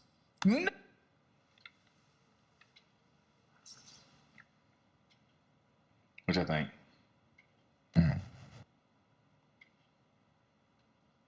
He ain't lying. He's not lying. Right. We finally got our movie. We celebrated it ridiculously in 2018. We were excited to get the sequel. Mm-hmm. And we had to share that motherfucker, man. So what you're saying is this one should have been just for us. Well, I left feeling like I said, I somewhat agree, because I feel like when I left the movie, I was like, damn, they just remixed the first one. That was my thought. That's what a sequel is. A sequel is a remix of the first one. You know what I'm saying? Yeah. Not the way you talking about, though, nigga. It wasn't no new track. It was just different people rapping the same lyrics over the same beat. I don't know. Like even with the characters that you love in the first one that you should have saw more of to continue that vibe, you didn't get. Well, there's a reason for that, nigga. There's a fucking reason for that. What's the reason? Nigga, he died, bro. No, I ain't talking about T'Challa, man. I'm talking about the characters around T'Challa. I'm saying. Well, let's go ahead and address that elephant in the room, bro. About T'Challa, man. Let's address that elephant in the room. What y'all think about how they addressed T'Challa, Chadwick Boseman passing? Did y'all? Let me ask y'all this before we do that. Let me ask y'all this before we do that. Okay. Did y'all saw it in the movies? Yeah, I saw it in the theater. Did they have previews in your movie? I don't know. I might have got there late. I don't know. Yeah, I mean, they had some. I'll tell you. All right, I'm gonna tell you my experience with the Chad Boseman situation. Okay. Well, I went the first night. Like there were no previews. The movie just turned on, and you know how we can be in the movie theater. Niggas like the movie started in the middle, blah blah blah. Niggas is talking all throughout the whole fucking intro because it comes right away. You don't know what's going on if there's no previews, and this shit just comes on. Right. So the brilliant thing I did think Ryan Coogler did was all Marvel movies have the music, they have the intro, they have the characters coming across the Marvel words. Right. When motherfuckers realized the movie was actually starting, he played no music. And every Marvel character coming across the screen was Chadwick Boseman. But they was all the Black Panther character, and the whole entire movie theater got quiet. And then he went right into the fucking funeral scene. Right. To me, that shit was like brilliantly done. Yeah, I agree. Yeah, that shit was brilliantly done. The way he did that, like I was like, now that's real shit. Like that is, nigga, you quieted a whole theater and turned them onto your movie just like that without previews. Right. I think that the whole premise of the Kingdom of Wakanda and the mantle of Black Panther was set up to be passed. And I think, it left them like, if Robert Downey Jr. had died in the middle of shooting, the second Iron Man, right. You know what I'm saying? You couldn't just put another Iron Man in there. You know what I'm saying? They're going to try to put a new Captain America in there, but we got a long introduction to Captain, what was his name, Wilson or something like that? Whatever. Yeah. Sam Wilson, right? We got a long introduction to Falcon, and you got a whole series to kind of ramp us up for him being Captain America. But you could have just dropped him into the next movie and said, hey, here's the next Captain America. Yeah, I mean, eventually the Black Panther was supposed to be Syrian. Yeah, so I think the whole, and I don't know if they set that up.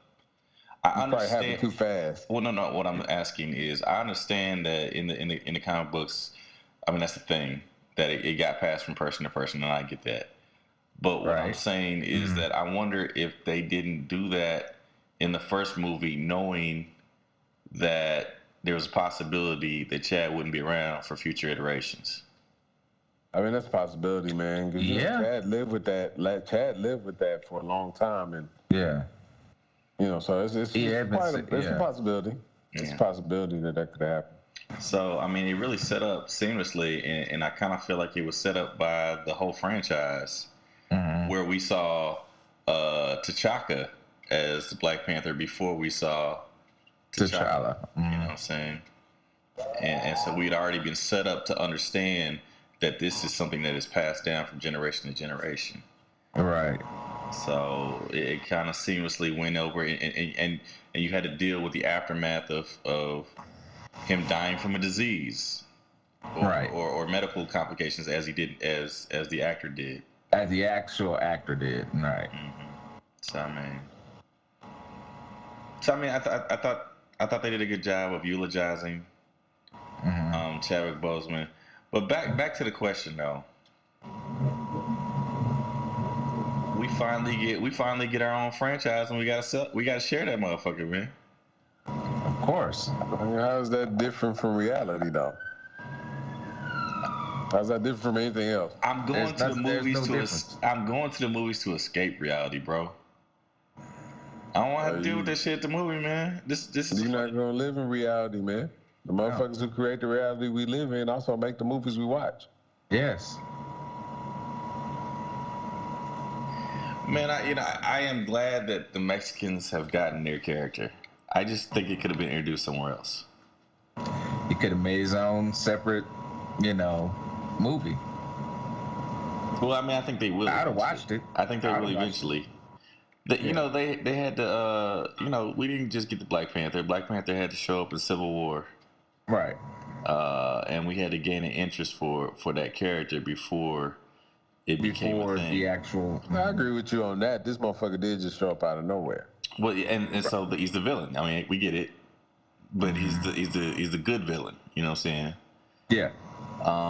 So if they're gonna give them a movie, they should have a movie. You know what I'm saying? We got the 10 Rings, so Asian Americans got their movie. You know what I'm saying? I don't know what other groups need to be represented, but Mexican Americans definitely should have their movie. I appreciate that 100%. Why did it have to get started in our franchise when we finally got our own franchise?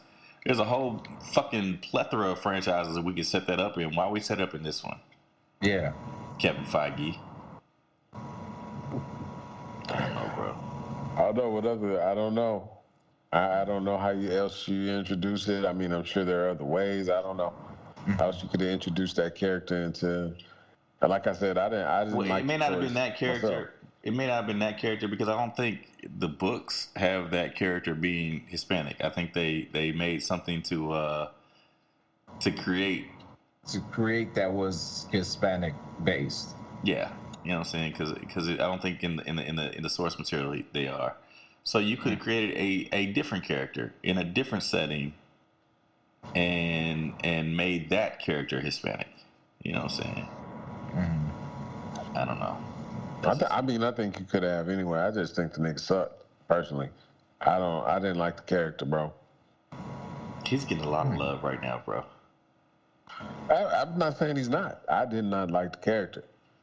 I mean, I'm sure he is getting a lot of love, but I did not like the character. I didn't rock with him. Okay. Well, speaking of niggas who didn't rock with him, this nigga, Dr. Umar, went on to talk about the first Black Panther movie. Yeah. That y'all niggas loved. So here we go. Vicious with our enemies. You got to force a black person to spend $1 with another African, but we will give $30 billion to the Korean hair care establishment every single year, and the Koreans have never stood up for black folks a day in our life. We are literally financing our own oppression, and we don't want to admit it because we do not want to discipline our economic dysfunctional behaviors. I'm going to let that slide because you Dr. Umar. I hate spoilers though, but sidebar. Did you see? I did a whole video on spoilers though, but listen, we don't own that. That's Disney. Did you see? Did you see the first one, Black Panther 1? Yes, I did. How you feel about that one? The messages were horrible. The cinematography was excellent. Shout out to Ryan Coogler. You deserve 5,000 lashes for that second one.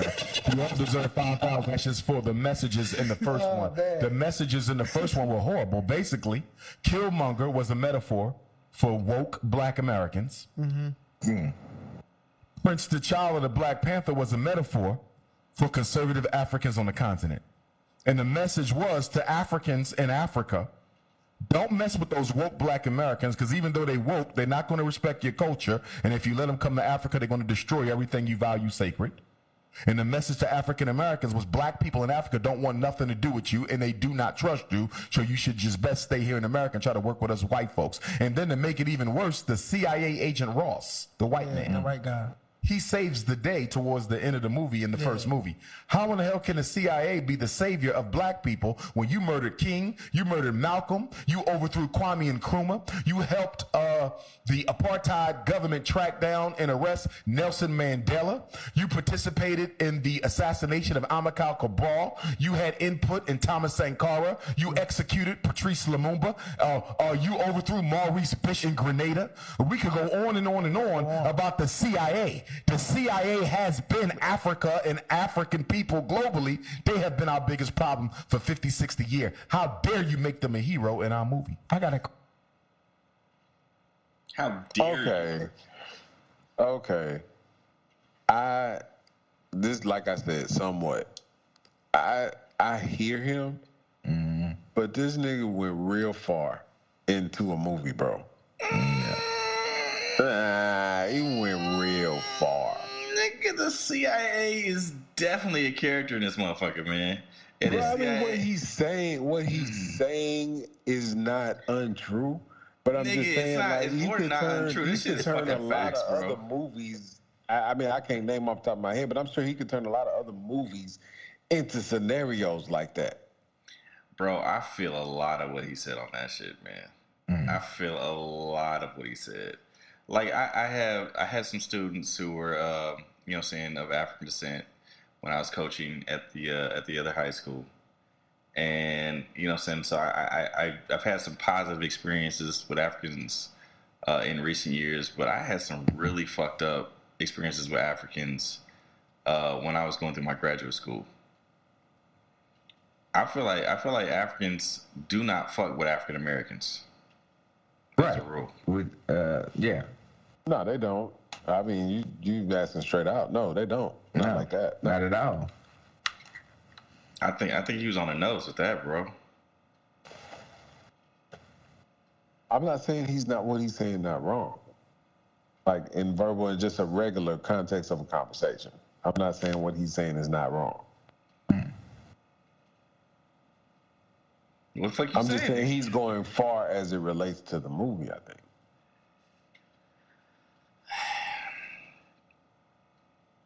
How?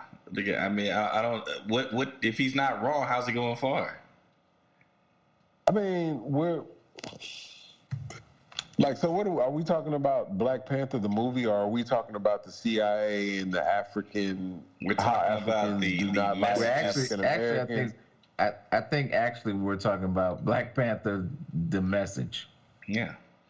The underlying message that is conveyed through Black Panther to various groups. So are we really going to Black Panther to receive that? Is that what we're doing? Are we acting like? Are we really, as a people, are we really going to Black Panther to receive that? That's what we're going there to receive? Are you really not thinking that Hollywood doesn't send messages subliminally? I don't think that they don't. What I'm saying I know the fuck I get they the do. point, but are we going as a people, as a group? Is that the way we're going to reach our people by going? Is that what we're doing? You cannot go into these places blindly. It was entertaining as fuck, but there is. I think there's definitely a space to critique. Then you're talking about a mind shift. You're talking about a mentality shift. So if you're talking about a mentality shift, then how are we approaching that? Like by telling people to go and study Black Panther? I'm confused. You act like film study's not a fucking thing, bro. You act like they don't have courses in college over that shit. I believe they do. So why the fuck shouldn't we film study our black movies? You're talking about people who are specifically going to school and people who are specifically going to do those particular things and people who receive information that way. Are we talking about the general public receiving information? Nigga, do you not think that movies are not made with the intention of shifting the mindset of the general public? What the fuck do you think I believe that they are. What I'm saying is as a general public, is that what we're looking to do? Like, as a general Nigga, you public, fucking is that what we're should. seeing? Yes, you absolutely fucking should. Do I think that they shouldn't have made Black Panther because of his statements? No. Do I think that the opinions he had on that cancel what was good about Black Panther? No. Do I think they're a valid critique? Absolutely yes. Do I think that we should be critiquing black art? Absolutely. We should be critiquing where does all that movies. mind shift? Where does that mindset shift? Where does that mindset change? Like, where do we start there? Who needs to shift? Because I'm on that. I don't know who needs to shift because I've been on that. No, I'm saying you're one person. He's talking about black people. So I'm saying, as a mind shift, how do we shift that? By having the conversation you're having. We're having that conversation. How do we get others to have that conversation? By continuing to have the conversation. How many? So where do we go beyond us 4, 5, 6 that talk? We're gonna publish this motherfucker. As soon as we get out this motherfucker, I'm gonna publish it. Maybe tomorrow. Fuck it, let's do it. I'm saying, fuck all. What you talking about, bro? We can't control. You know what I'm saying? Where our message goes. All we can do is talk about the message. And I'm saying that I think it is a very valid question that you would make the CIA a hero in the movie about black people.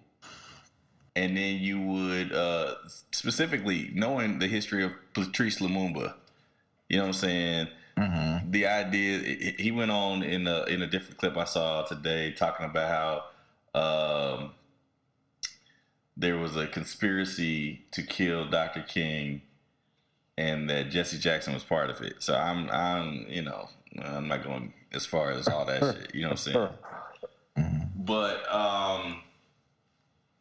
But the CIA's involvement in several of these things, because we do know that the CIA, the FBI, whichever agency you want to talk about, was fucking with Malcolm X. We know they were fucking with Dr. King.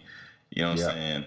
So, I mean, to put these people as hero in the black movie is questionable as fuck. You know I think if you look at it from that, if you're looking at it from that viewpoint, and we're taking that theory with it, I think all of it is questionable. I agree with that part. I do think it is all questionable. But that message is not going to be received that way. So, like you say, you want to continue talking about it, we can continue talking about it, but there has to be a mind shift for us to talk about it that way, because most people are not going to receive that type of message from the movie they're going to be entertained about. Right. There has to be a mind shift. I understand what you're saying. We going to shift the mindset by talking about it. So let's talk about it.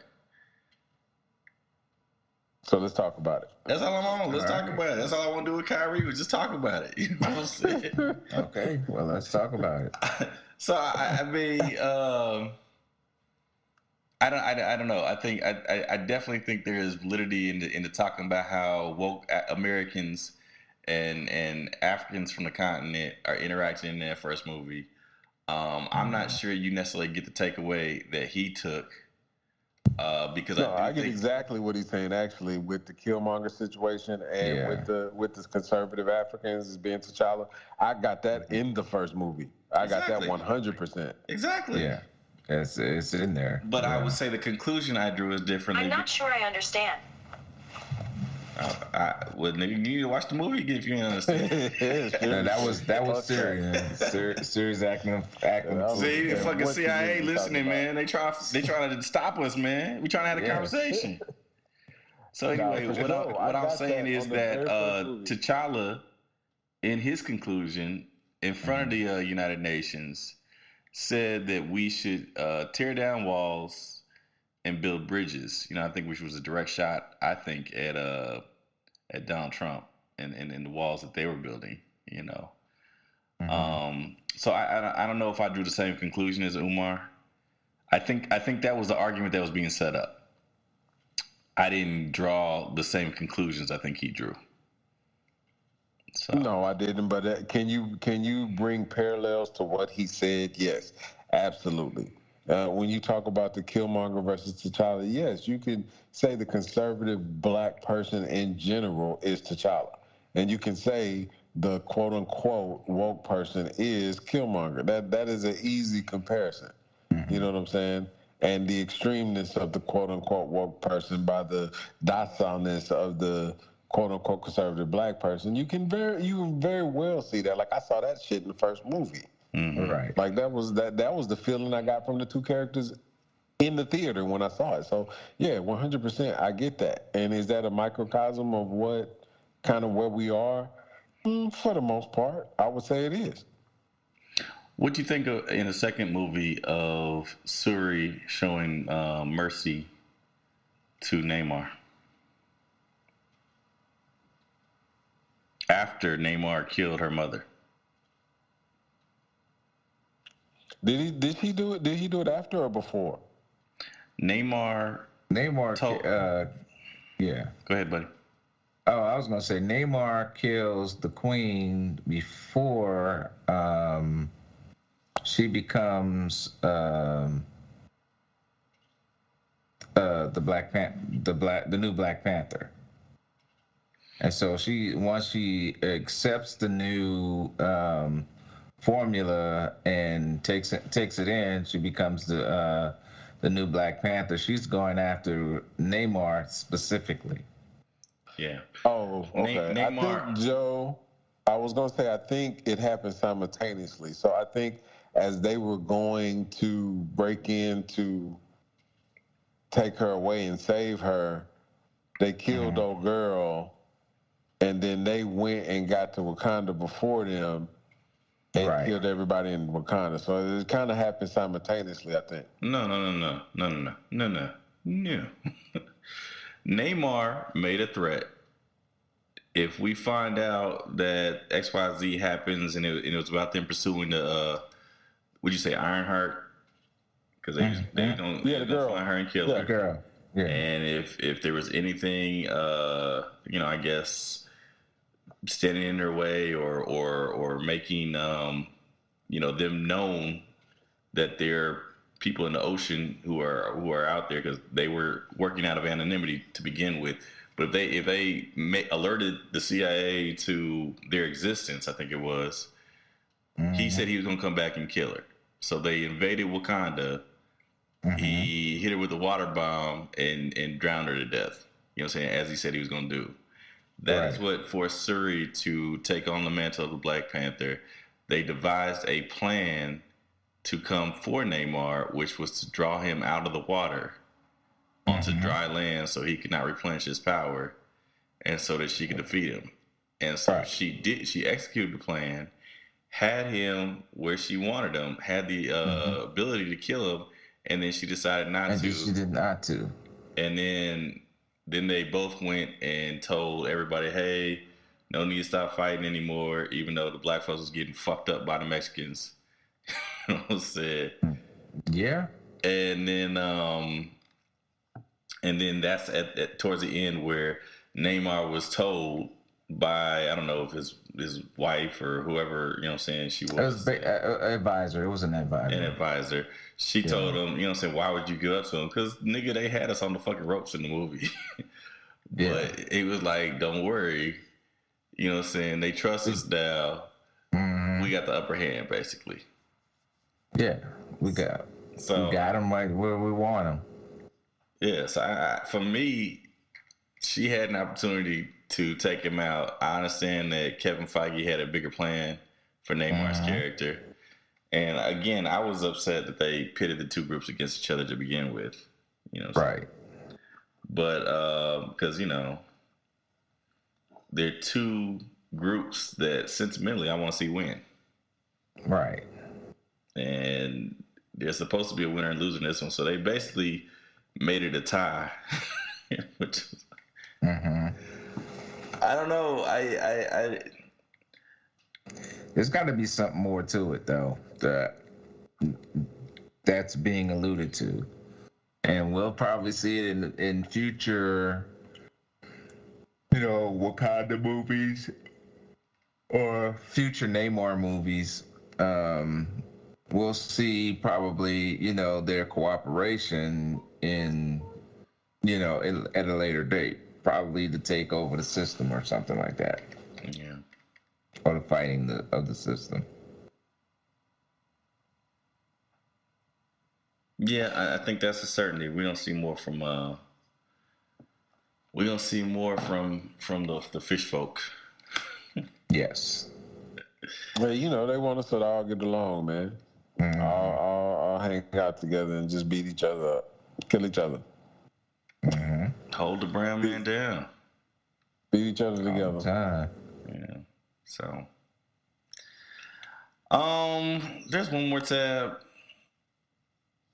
I haven't heard it. Speaking of blacks and browns, okay, we got now I don't know if this is real or not, but they claim it's real. This is Jennifer Lopez, one of the Browns, trying to cover one of the blacks, Whitney Houston's song, and this is the preparations in advance of the Grammys, I guess. So let's give this a listen. I don't waste dream. No. Whoa, I'm sorry everybody, that hurt me too. I'd always dream that fine. Sorry, that sounded so fucking crazy. I'd always dream that fine. Okay, play it again. Corey, give me the note, Corey, okay? No, that's not it. Okay, baby. I'd always dream that fine. I'm still going off on always, right? I'd always. Do it again. I'd always dreamed. Yeah. Sorry, go ahead. What the fuck? She's destroying somebody's song. Yeah, it's supposed to be Whitney Houston, I think. That shit was like putting Cholula on greens, nigga. It just don't go. You know, my ears was hurting. What the fuck was happening? I was confused, nigga. Yeah, she was scratching. I mean, it was tearing Whitney's song up. Why was she attempting to cover Whitney? Like, yeah. I don't know. Like that's not your lane. Right? No, like, nigga, I'm not going to try to get on the track with Usain Bolt. I'm not going to win. That's not your talent level. Like you know what I'm saying? Nope. Like I understand that you sang and then you might have even sold a record or two singing. You ain't sold records like Whitney sold them. We'll see. Right, nigga. I played football, nigga. I blocked D lineman. I'm not blocking Aaron Donald. Nah, bro. Nah, bro. No. Nah, that ain't the job for Jenny from the block. No. That ain't you. No. So what the fuck? Not at all. Yeah. So she tried to murder that motherfucker. Just like Neymar tried to murder Suri. Yeah, but gentlemen, they are the tabs. All right. Right. How y'all feel about our first post-Thanksgiving show here? I appreciated it. I really did. I really appreciate it. Yeah, I appreciate your voice on the show, man. So I appreciate getting back on with 10, man. You know, that life you bring is always different when you're here, man. So appreciate you hopping back in, bro. Hey, no doubt.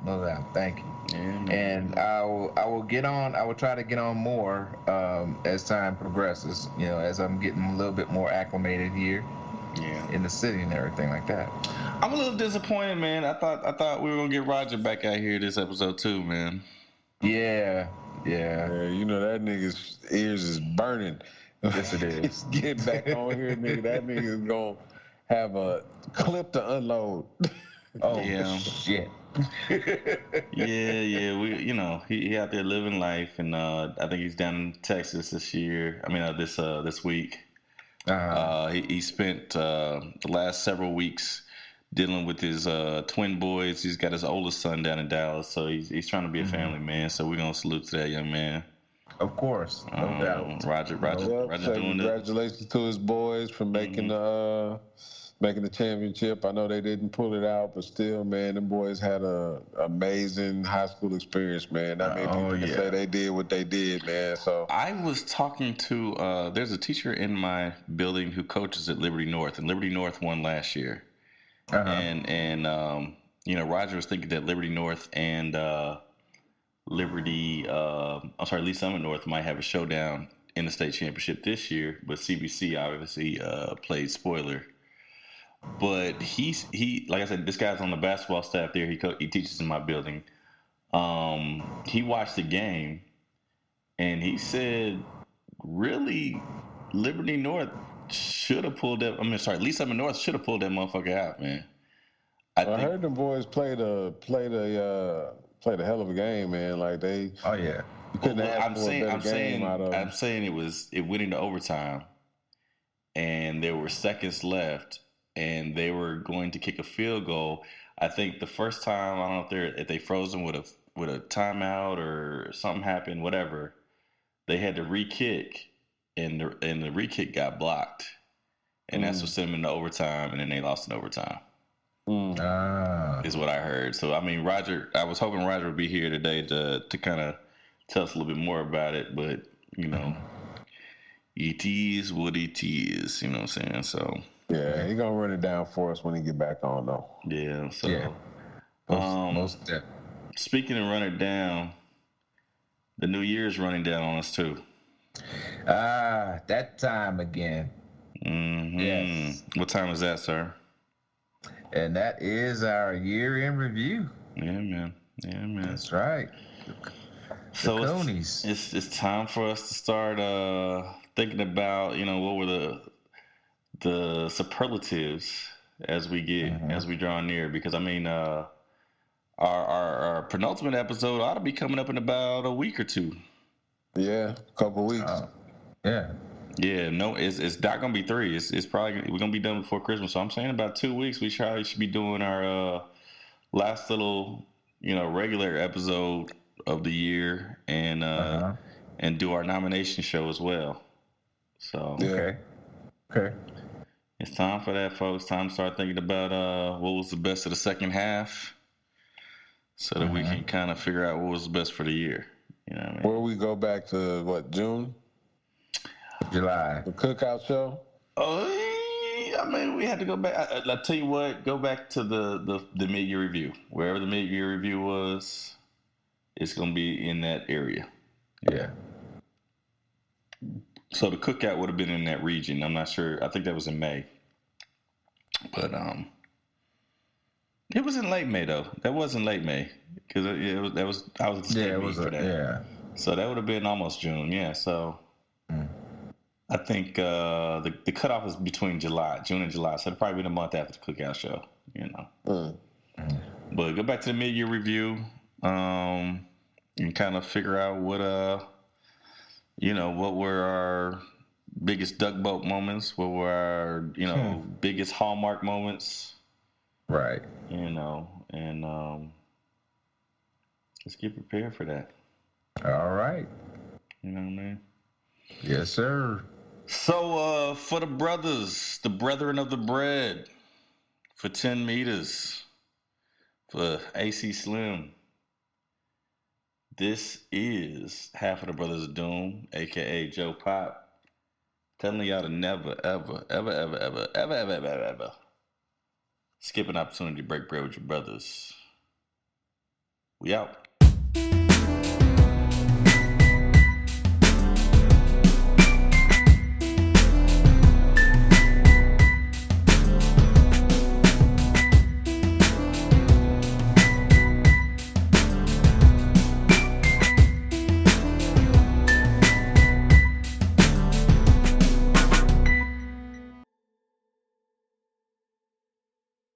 Break bread with your brothers whenever possible.